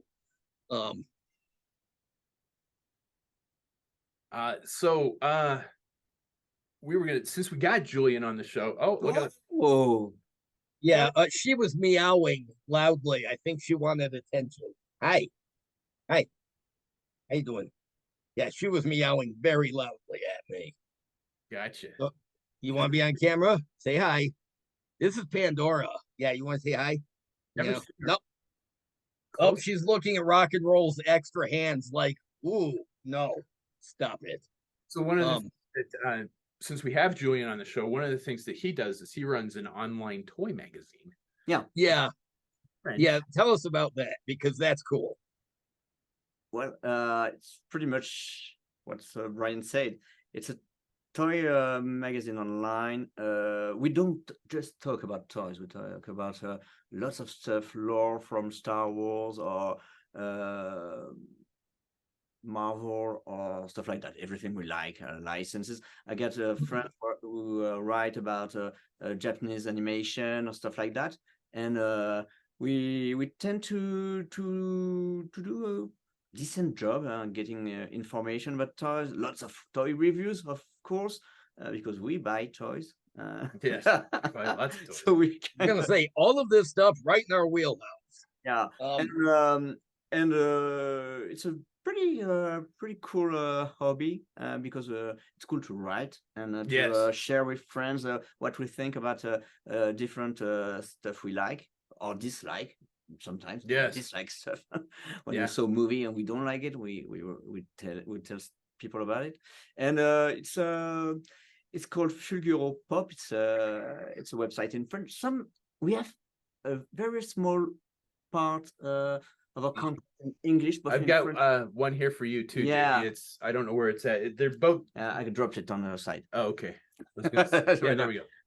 And So I got one for you. it's a button pin. Wait, Wait. So it's been like what, Oh man, super. 5 years I have started this one, but before I was working on another one, and it's in French, but we have some content in English. Mostly when we interview people in English speaking people, we put both a version of the interview online, and it's fun hobby. I think it's one of those things that keeps me happy instead of it's complement well our love for toys, talking about it and writing about it, taking pictures of it. That's why I started toy photography as well to display the toys I liked. So it's all the same. So all part of the same hobby about toys. The licenses we liked when we were kids, and that keep us buying toys nowadays, even 30 years after that or 40 years after that. So it's a pretty interesting and a good way to spend your weekends on. Yeah, and I will, even though it is in French, I will give you two caveats to that. Number one, Google Translate. Oh yeah, Google Translate will it works. yeah Okay. will translate that for you. And if you are learning a second language, my wife is really big. She's learning her third language right now. She learned Russian in college and is working on Arabic. She looks for stuff like that to help learn whatever language she's learning. So if you're learning French, that is one of the coolest and easiest and best ways to learn a language is kind of an Probably. immersion. And if it's you're going to enjoy reading it more because it's something that you like already. Yeah. So yeah, if you're studying French, why not study something that you already like? Because that's going to make it a lot easier to study. well, If you're visiting Paris or France, you can give me a call and I will show you around. He will too. And caveat on that, you're going to do a lot of walking. Yeah. And it's worth it though, man. Yeah, we hit like Paris in one day. I was sore, but it was worth it. Oh man. When I remember earlier this year, you posted a memory or something of you standing in Julien's apartment, and I'm like, how do I know you're in Paris? Because I don't see a baguette anywhere on the counter. I'm like, how do I know you're even in France in that picture if I don't see French bread? And in that picture, Julien was not wearing. Yeah, you already did. Yeah, he took me to a place where we got baguettes, and holy shit, Baguette were they- sandwich. Yes, Yeah. baguette sandwich. Oh my god, But- I made him take me again. But they weren't in the picture. And because that GIF image I sent you the other day or earlier, and it said bonjour. Well, it was a guy wearing a beret holding a baguette, and I'm like, how do I know it's France? That's There's no a point. berets. That's Hey. When Um, Julien was texting me the other day, and he said his son Ulysses made him a book for Father's Day, and he said that was one of the pictures that he put in that book. Was well, that's awesome. That's cool. Wait, how old is the kid now? Going 15 in October. Jesus Christ. Yeah. last time I saw him, he was 8. Um, Came up to about my knee, maybe No, maybe a little higher than that. It was 4 or 5. 4. Okay, It was yeah. 4 or 5. When JD met him, it was 8, I think. Gotcha. yeah, because that was Yeah, 6 he years was- ago. Yeah, because Blake was 4, Yeah. and Ulysses, he was only a little bit taller. But I'm like, he's 15 now. Jesus Christ. That's crazy. Yeah, no, I didn't even recognize him, obviously, because last time I saw him, he didn't even come up to my waist. Yeah. Oh no, he was shorter than Yeah, that. 4-year-old, 4 years old. I wouldn't have recognized him at all. Well, when you met my kids, Julian, we didn't realize at the time that my firstborn Ari was almost full height. Right now, the kid is, I think, 4'11". Blake is that much shorter than his sister is now. So it won't be long before he's taller, and I'm pretty sure he's going to be taller than me. But I don't know. I can't believe he's 10. I really can't believe that your kid is. Wow, that's crazy. Yeah. Flies. Yeah, because last time I was back in New York to visit, Blake hadn't even been born yet. No. He, they say that time flies when you're having fun. It's been my experience is as you get older, time flies whether you're having fun or not. Yeah. And I mean, my 50th birthday. Yes. Yeah, I'm not looking forward to that. Yeah, I can't believe we're halfway through July. We're more than halfway through this year, and Brian's gonna be 50. That's weird. I don't Honestly, I didn't expect to live to see 50. Well, keep going. I'd appreciate it. Okay, thanks. Bye.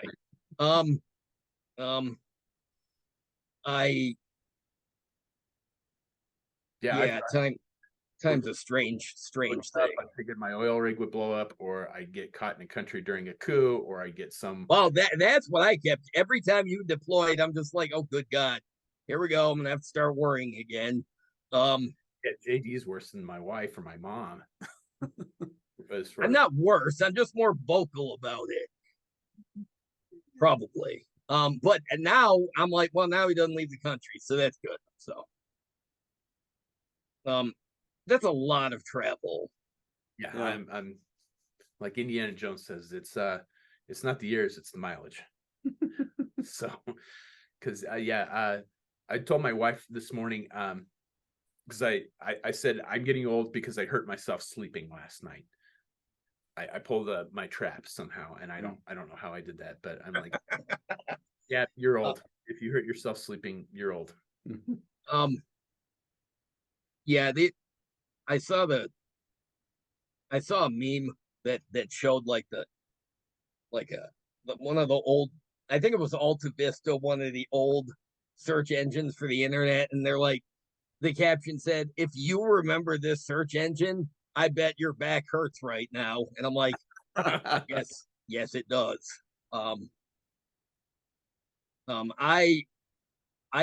There's a YouTube video where they show the AOL sign-on screen, and it's got the modem noise and the. Well, I played that video for the kids, and I was like, there's a time when the computer wasn't always online. You had to actually connect through the phone line, and the whole time that noise is going, the kids are just looking at me, and one of them said, you used to have to hear that to use the internet. I'm like, we relished that sound because it meant we were getting online and it was a new and interesting thing. And they both looked at me like, and then my son's like, old. And I'm like, yes, I know that. You don't need to point it out. Thank you. Yes, it's we used to make fun of my parents for getting old, and now my kids are making fun of me for getting old. I'm like, the inevitable march of time. It's great. So I got a couple more things here, I guess I can unbox. I got the Marvel Legends series Iron Man Model 1. Because I needed more Iron Man figures that I already have a growing pile of Iron Man figures because I don't have room to put them in the display case where I keep my Iron Man figures. So I need another one. definitely.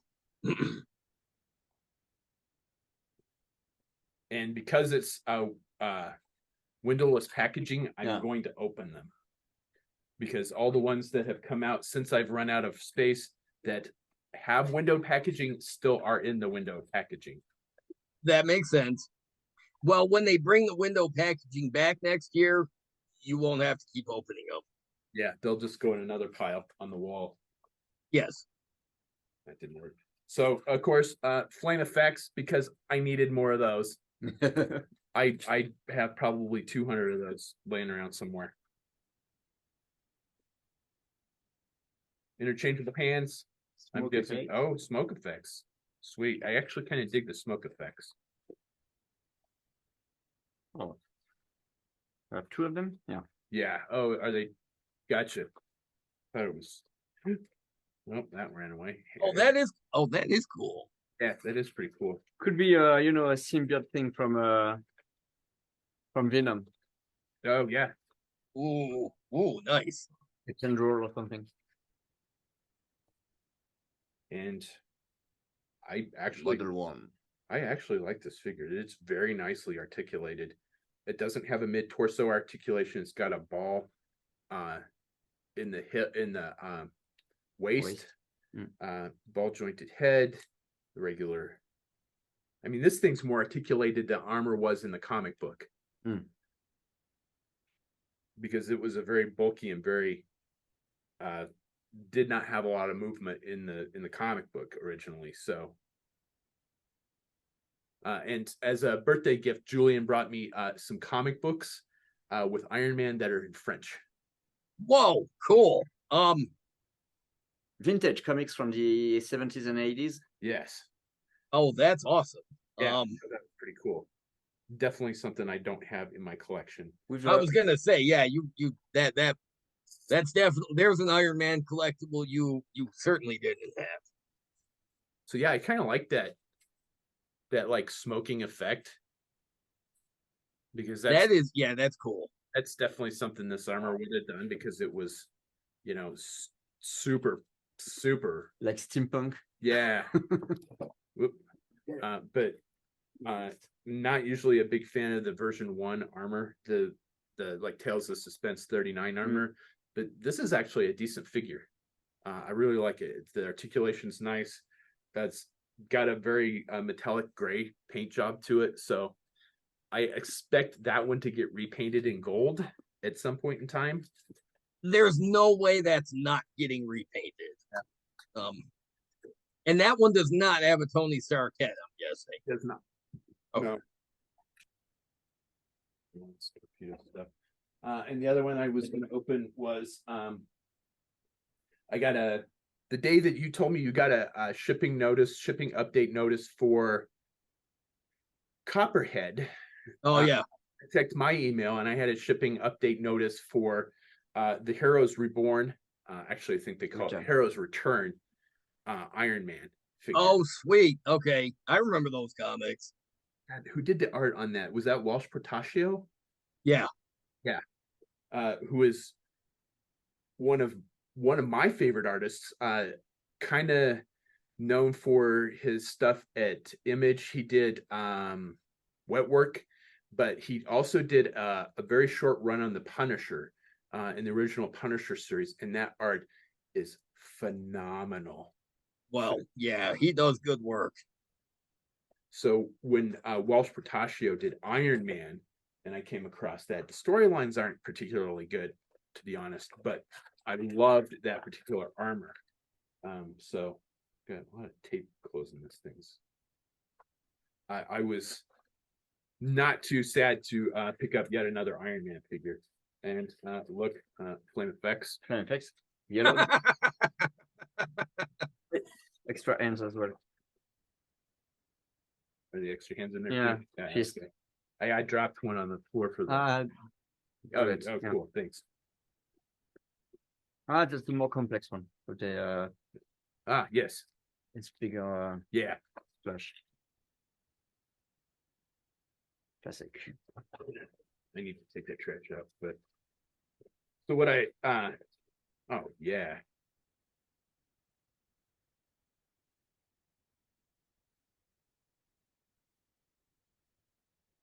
Oop. Oh, Yes, because this one is yeah, it's a repulsor hand. yeah. All right. All right. Yeah, so you got the repulsor hands that are locked up, or the fists. So they're not, oh, I guess the fists are articulated. Yeah. Which is not too bad, but the repulsor effects are not articulated, which I'm not too keen on.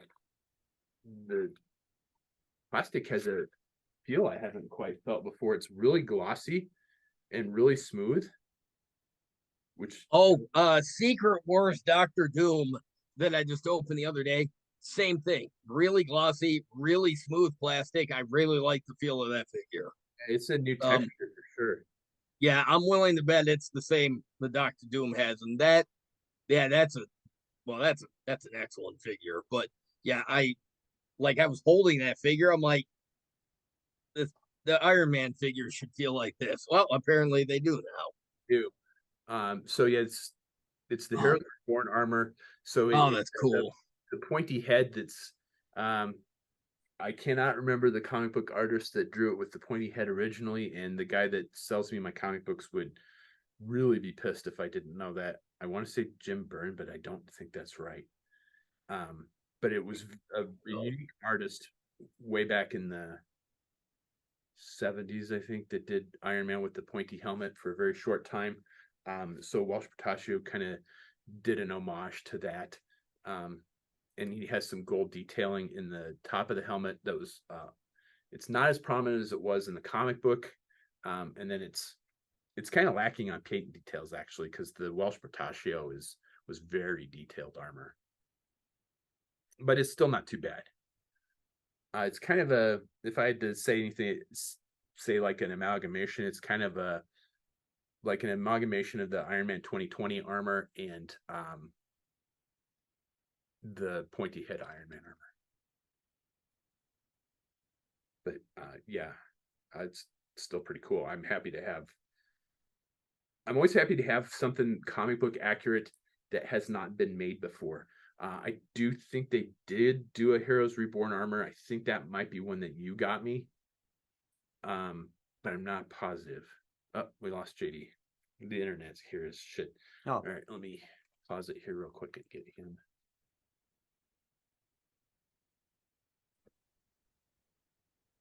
All right, so yeah, again, our internet craps out. Sometimes it's JD's, sometimes it's mine. Sounds like it might have been both of ours this time. So one of the things, during the pause, I went to look to see if I had a Heroes Return Iron Man already. Then I remembered that there was a Heroes Return and a Heroes Reborn. So they're two different series. So they're two different armors. This is not the Walsh Portacio armor. This is the Walsh Portacio armor. And this is the Heroes Reborn armor. Oh, what the hell is that thing on his back? Exhaust pipes. Yeah, something like that. So that is a very Image Comics Marvel figure. This is Walsh Portacio. The detail in this figure is insane. This is the Walsh Portacio figure. I don't remember who did the art on the Heroes Return, but this is the Heroes Reborn. So that's basically they rebooted like the entire Marvel universe. Everybody got kind of similar but different backstories. I don't think it did very well, and they got rid of it, and that's when they did the Heroes Return. Yeah, because they relaunched Captain America and the Fantastic Four. The Captain America run was notable or notorious because Rob Liefeld Oh. did the art. And Yeah. look, I love Rob Liefeld's art, despite all of its flaws and the rampant proportion problems. I love his art anyways, but there's particularly obnoxious art of Captain America where his chest is, there's no way that head could fit on that. Like that, even if Cap had a huge head, it still would have been dwarfed by the ridiculous torso that he had in that particular art. Yeah, I just amazed. I didn't realize it at the time, but it's like the guy has no concept of perspective. But I'm biased because when I discovered his art, it was on X-Force, Yes. and I've been a devoted fan ever since. So, but hey, your dog's back, but it doesn't look like she's wet anymore. Yeah, she is. Oh, is she? She ain't gonna dry out anytime soon. So yeah, that was the why I was like, I remember this armor being a lot more detailed. Two different things. I forgot there was Heroes Reborn and Heroes Return. Yeah, that makes sense. Yeah, because Heroes Reborn, because they canceled all those books, and then they did this huge, like there was so much hype about Heroes Reborn, and I want to say I think they all went like all of 6 issues before they were canceled, and then they went back to Heroes Return. Because the sales were flagging. People just, there were so many comic books on the market that some of it was falling by the wayside. But yeah, I want to say I think Heroes Reborn, I think they all lasted like 6 issues, and then they put the kibosh on that, and they relaunched the books as if they hadn't canceled them in the first place. I do remember that worked out better for some characters than others, but I couldn't tell you anything beyond Iron Man. Oh well, I'm shocked by that. I don't even know what to do with that information.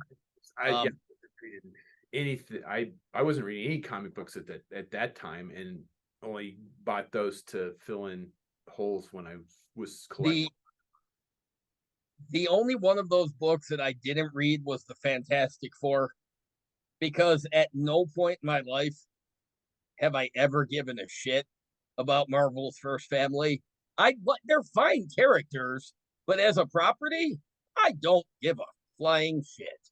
Yeah, I don't. I mean, it was revolutionary for the time, but honestly, they reboot the movies, they reboot the book, and I'm like, just leave it alone. Who cares? I mean, they don't. They're just there.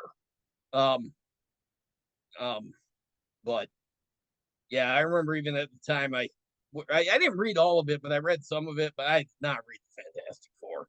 I didn't care about it before it was canceled, before they were reborn, and I certainly still didn't care when they returned. So, and all the cancellation since, I still don't care. And I ever got a kick out of for Fantastic Four was when Sony wouldn't sell the license back to Marvel, so Marvel canceled the Fantastic Four. So Sony has these licenses like for Fantastic Four and Spider-Man. They're required to put out a movie in a specific number of years to keep the license. That's why they kept putting out these horrible Spider-Man movies and the horrible Fantastic Four movies. They had to keep making movies or they'd lose the license and it would revert back to Marvel. Sony refused to sell them back, specifically the Fantastic Four. So Marvel said, you know what? We're going to cancel the Fantastic Four. We're not going to support anything that you do in regards to Fantastic Four. And it worked.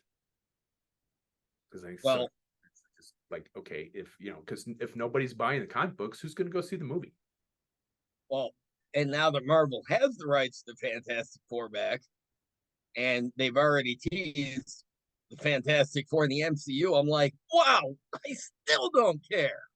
And if the MCU can't get me to care, I don't think I'm destined to give a shit about them. So, there was a brief period of time in the comics where Johnny Storm got killed off because in Marvel Comics, death is just a minor career setback. So, not I stole it from you. Of course, you said it. But they killed off Johnny Storm, and the Fantastic Four. Spider-Man joined in his place, and I want to say I think Franklin Richards and whoever their other kids, I don't know, they got like 3 kids. They got like 4 kids in 3 different continuities. So some of those kids were also part of it. And they briefly switched over from being to the Future Foundation. And they had these white and black uniforms that were absolutely cool looking. The Spider. And I read that brief run of the comics because it was all a little bit more somber because they were in mourning and whatever. And I remember briefly for like 10 issues, I was a Future Foundation fan, and then they went back to being the Fantastic Four, and I'm like, oh, back to not giving a shit. So, I've never read it, and I've never owned a Fantastic Four comic book in my life. I've seen the first movie, did not see the second one, and did not watch the one the like Doctor Doom movie that came out. Was it last year or the year before? Oh, it's before that. Was it before that? No. It came out I don't know. recently. I don't know. Yeah. It's not that recent, I think. Yeah. No, Like maybe. 5 I think maybe. it was before the COVID. Yeah, probably could be. Yeah. So 3 or 4 years ago, at least 3 years ago. I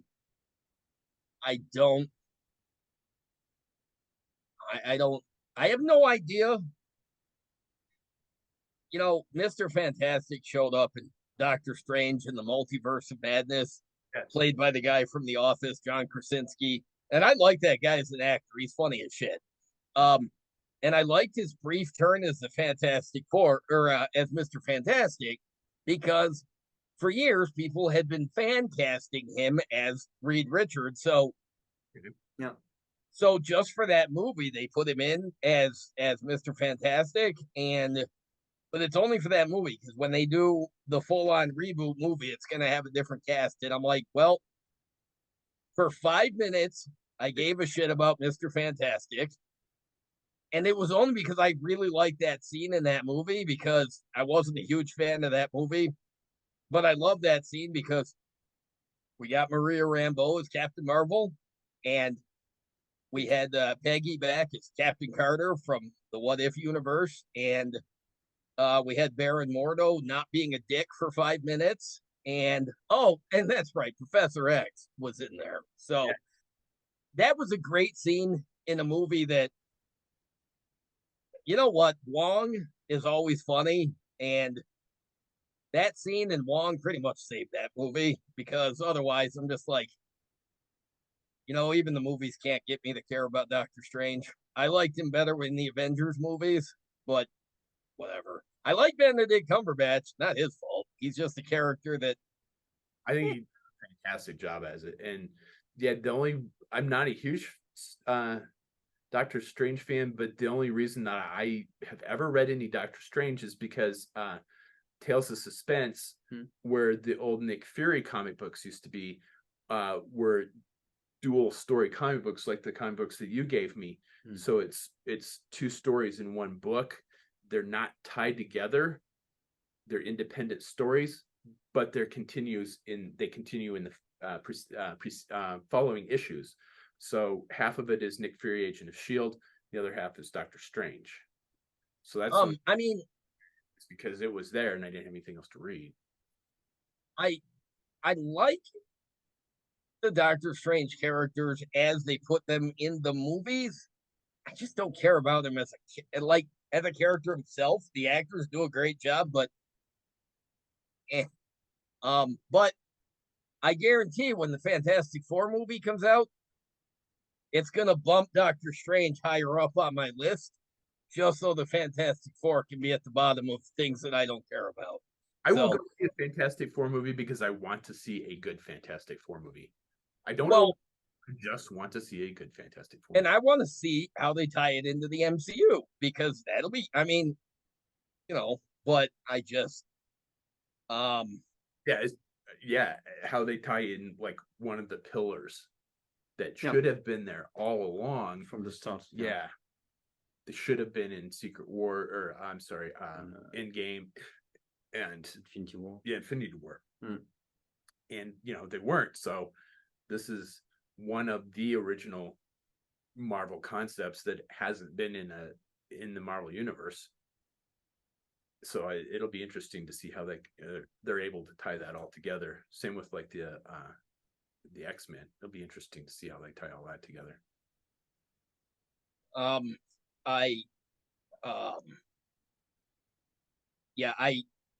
Have you seen Quantum Mania? I still haven't watched it. It's on Disney Plus. I need to watch it, but I didn't hate it. I thought it was definitely a decent popcorn movie. Did you manage to see anything in the movie, because it's all black and blended? It's difficult to manage to actually see what's happening in the movie sometimes. I didn't I have think problems. it was too dark. Fair enough. I can see that though. And the special effects were bad. Yeah. The MODOK was Yes. particularly Yeah. Wait. I'll give you Yeah. that. MODOK was not. it was a mess. wait, Yeah. MODOK was in that movie. Oh God.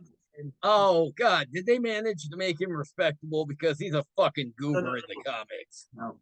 They managed. Oh, to, okay. Oh, so he's still a goober. Okay. Well, they that's didn't make it worse. Yeah. oh wow. They managed managed to make a dumb character even dumber. Oh, Yeah, I'm not going to ruin that for you, but when you watch it, okay, this is kind of. Remember when you told me not to watch the Star Wars Holiday Special? and you did anyways. Yes. Anyways, I'm mad at you for like a decade. You don't want to see MODOK. You don't want to see MODOK for kind of that like same reason. You're gonna be mad at me if. So I'm gonna guess that they play him for laughs in the movie.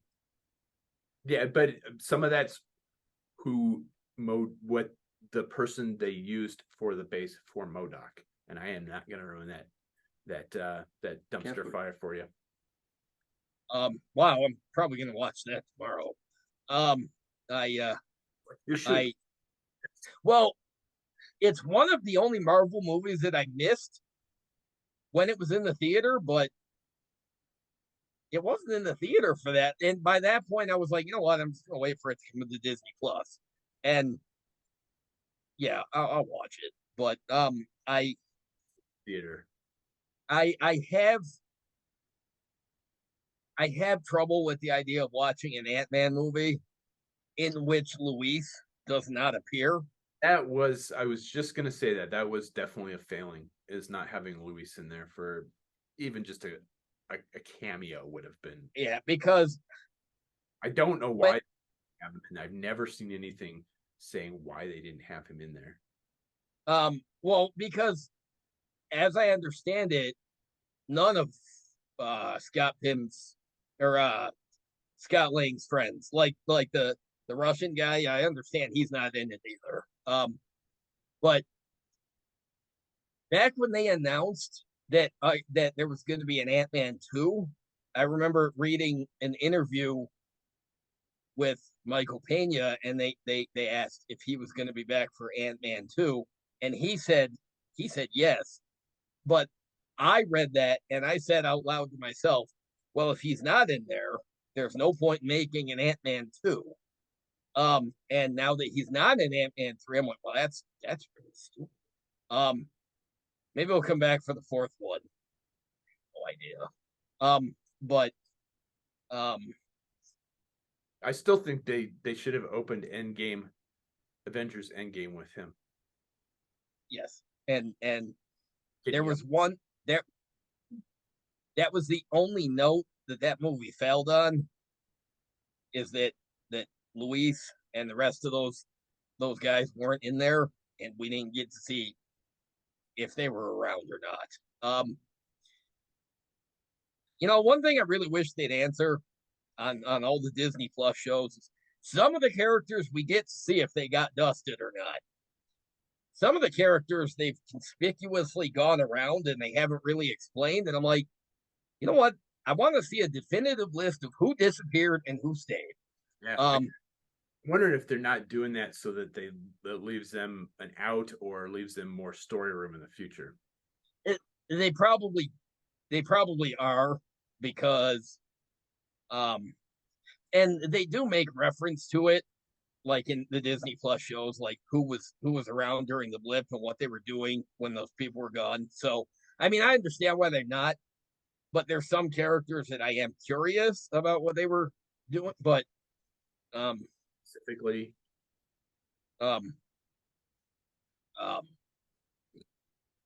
yeah, because as I understand it, Happy Hogan was around. What's that? But I understand Happy Hogan did not get blipped, and I am curious what he did when all that happened. He'd have been like 90. He wouldn't have been. Happy Hogan would have been dead. What? Oh, happy. Yeah. Oh, I'm thinking of something else. Never mind. Oh, Dum Dum Dugan. Oh yeah. Yes, he would have been very much long dead. Talking about. Oh yeah, Happy. Sorry. Yeah. Wow. Yeah. Like what? But yeah, no. Yeah, thanks right there. Hey, I'm 50. What do you want? I'm a senior citizen tomorrow. So yeah, that's a good point. They didn't say. Okay, yeah. Huh. Yeah, because they mentioned most of the Spider-Man cast all got blipped.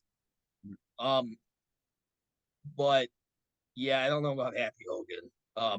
Because he was, well, after everybody came back, he started dating Aunt May.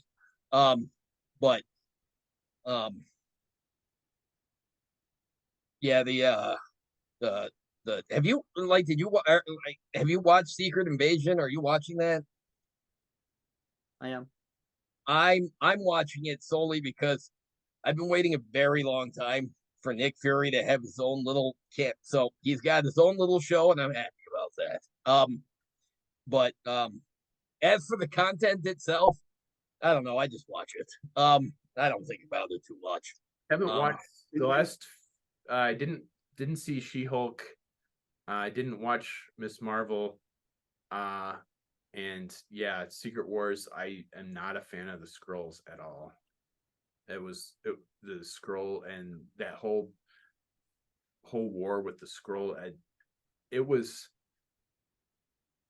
I was reading comic books at that point in time, and it was just like this wet blanket on everything, and it's just like it just droned on, and that's one of the reasons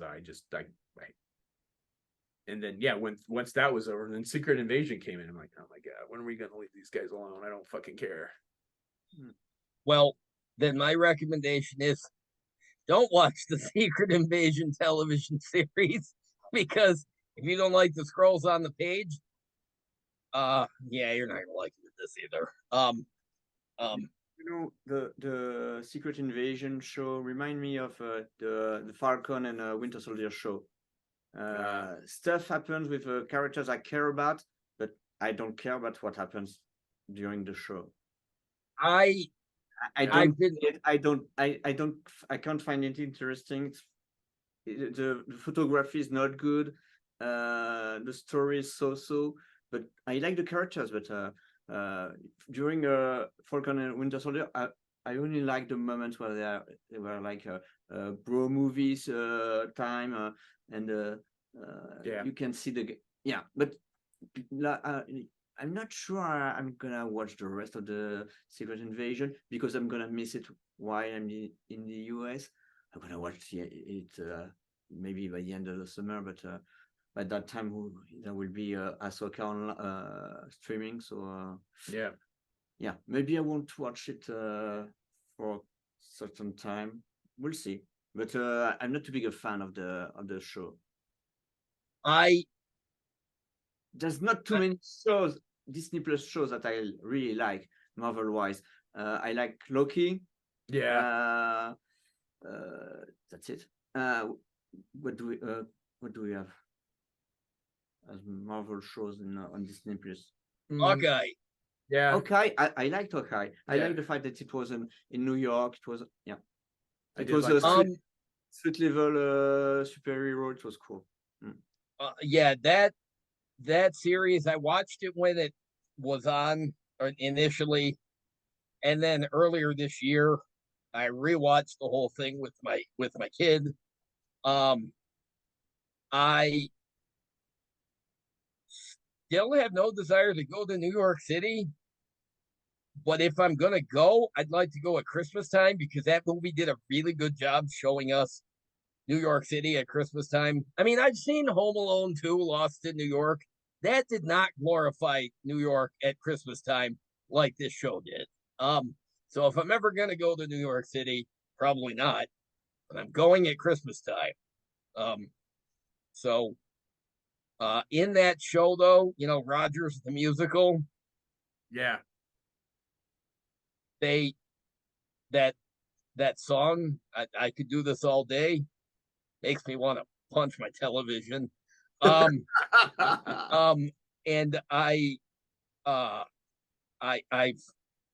I've heard that there's going to be an actual Broadway, and I'm just like, oh God, why?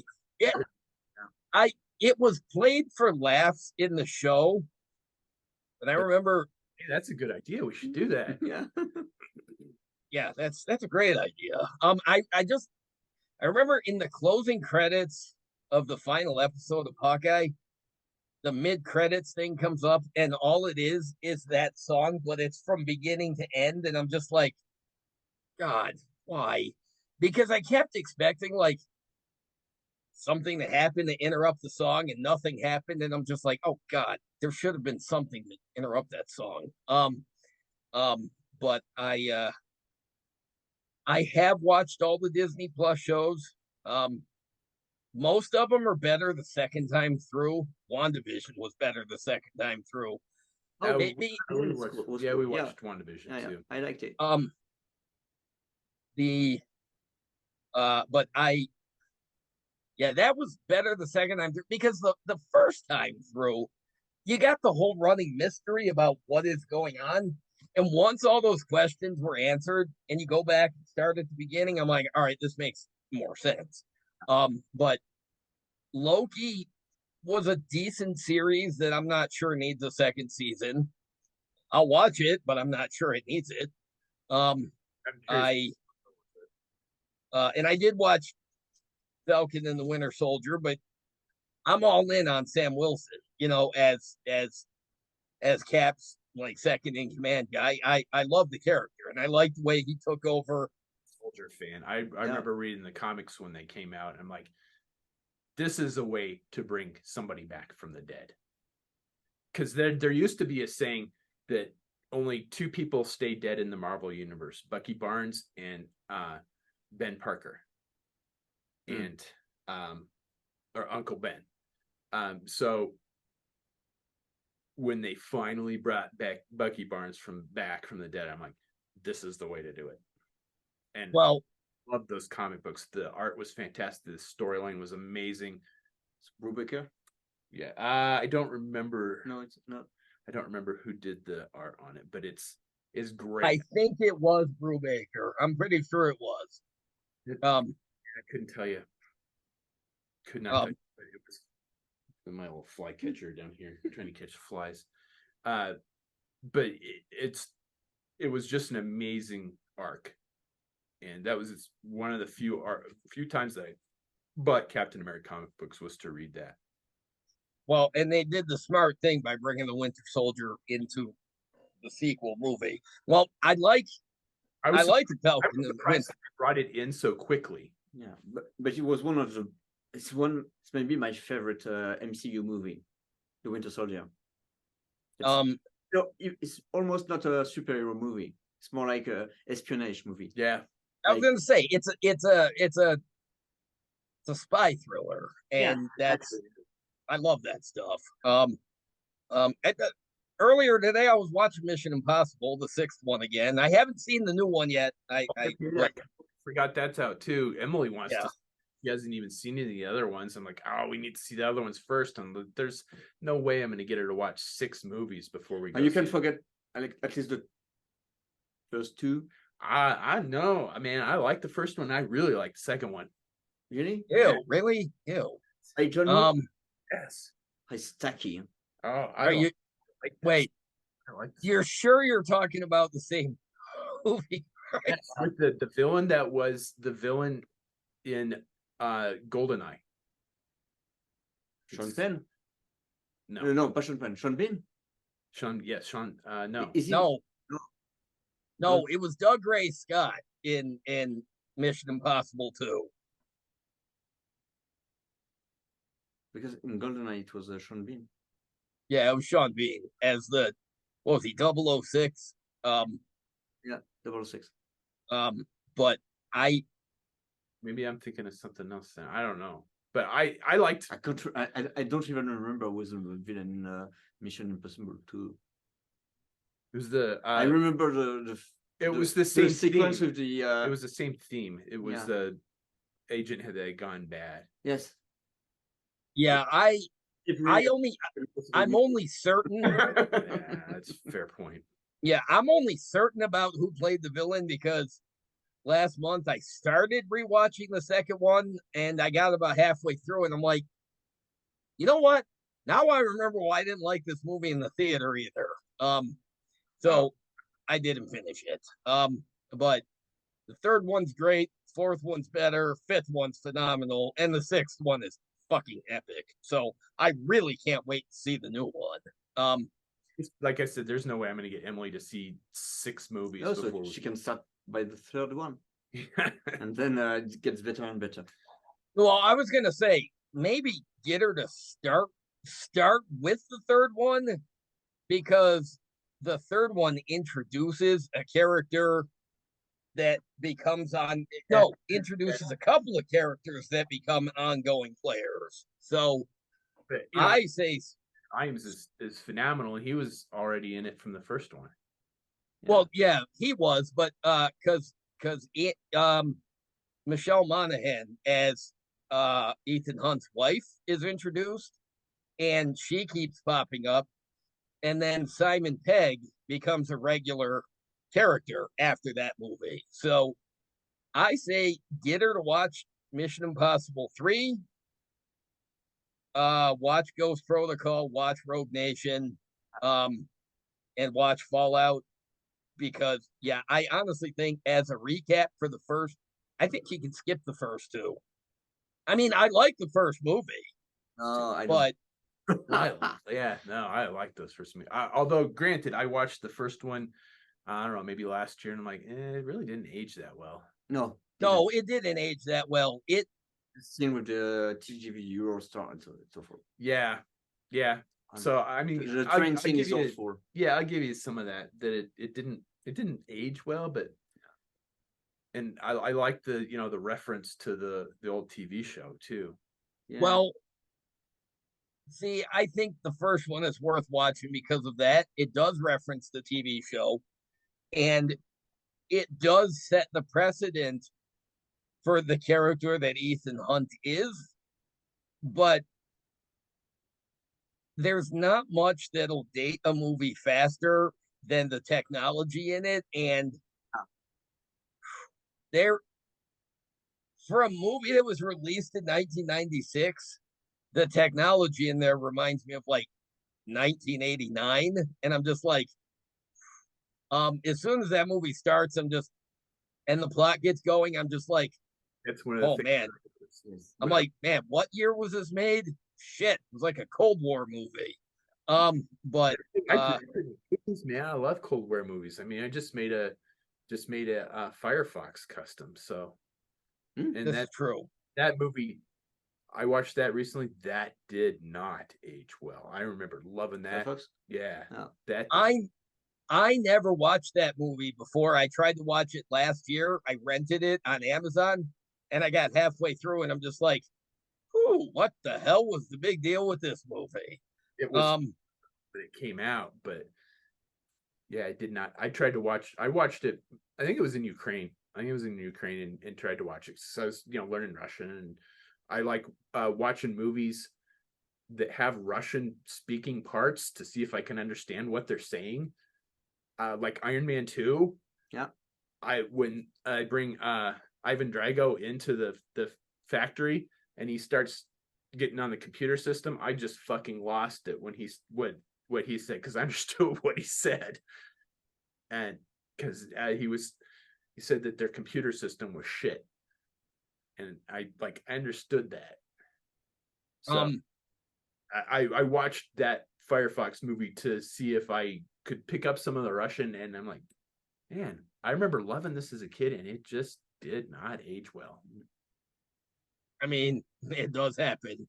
But yeah, I need to go see the new Mission Impossible. But so I was I was rewatching the fifth and sixth ones just because they're great movies. But I'm like, I need a refresher just in case so I'm glad I'm rewatching it. But they're all on Amazon Prime, so now's a good time. Yeah, I'm gonna get her to watch at least a couple of them before we go, because I really want to see that. I was like, I gotta see this in the theater. Some of the stuff I can wait till it streams. We were just during the break, we were talking about John Wick 4. So I'm a huge John Wick fan, and I didn't have the time to go see it in the theater. And I was like, I kind of want to, but it didn't break my heart that I didn't get to go see it. But I got to see the new Mission Impossible movie. There are a lot of movies that I am content to wait until I can watch them at home, but not this one. Not the stunts that they're doing. Like they're made for the big screen. I have to. I just and I might go see it tomorrow. I've seen all of them in the theater.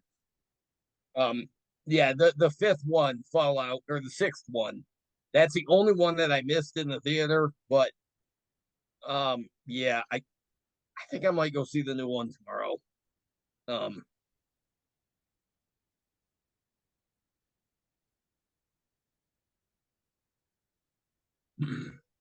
Yeah. I think we're probably getting pretty close to 2 hours, so I think we will. I'd be shocked if we weren't. Yeah, I'll bet we're probably way over on that. So this is definitely been a longer episode, but again, with my guest Julien here, we had to do this, man. There was no way that we could not podcast and not have Julien on the show. You. And no way that he couldn't visit and we couldn't have him on the show. Well, because since we started doing the videos, what we found is that it's harder to get guests from internet because it's harder to schedule it when everybody is busy. But yeah, this was great. I laughed because for whatever reason, Brian thought you were coming out next summer, and when he texted me, I know. Yeah, when he texted me, I'm just like, oh well, hey, surprise. Yeah. Like Julien texted today. He said he'll be here in 12 days, and you're like, what? That's what I. Exactly what I was funny. My response was, "What? Wait, what?" But yeah, it couldn't have been. It couldn't have worked out any more perfectly. He flew in the day I got off of work. I have 4 days off in a row. So the day that they're leaving, I'm going back to work. So I didn't have to. So wait, what are you gonna do while you're there? You guys going to the Cheyenne Mountain Zoo? That's not a bad idea. We did last time. Oh, they did last time. Emily took them everywhere. She took them to the sand dune. She took them to Bishop's Castle. They went to the Cheyenne Mountain Zoo. They did the cog railway up to the top of Pikes Peak. I mean, did you seen the Garden of the Gods? Doing that tonight after dinner. All right. Well, good. Now, so they're home. Yeah, Emily's back. Emily and Eve went downtown because they didn't want to sit around while we were podcasting. So, Oh, I can't imagine why. so as always, please do that fun social media stuff. Like, share, subscribe, comment below. And as always, thanks for watching. Thanks, everybody. Julien, nice talking to you again. All right. Thank you, JD.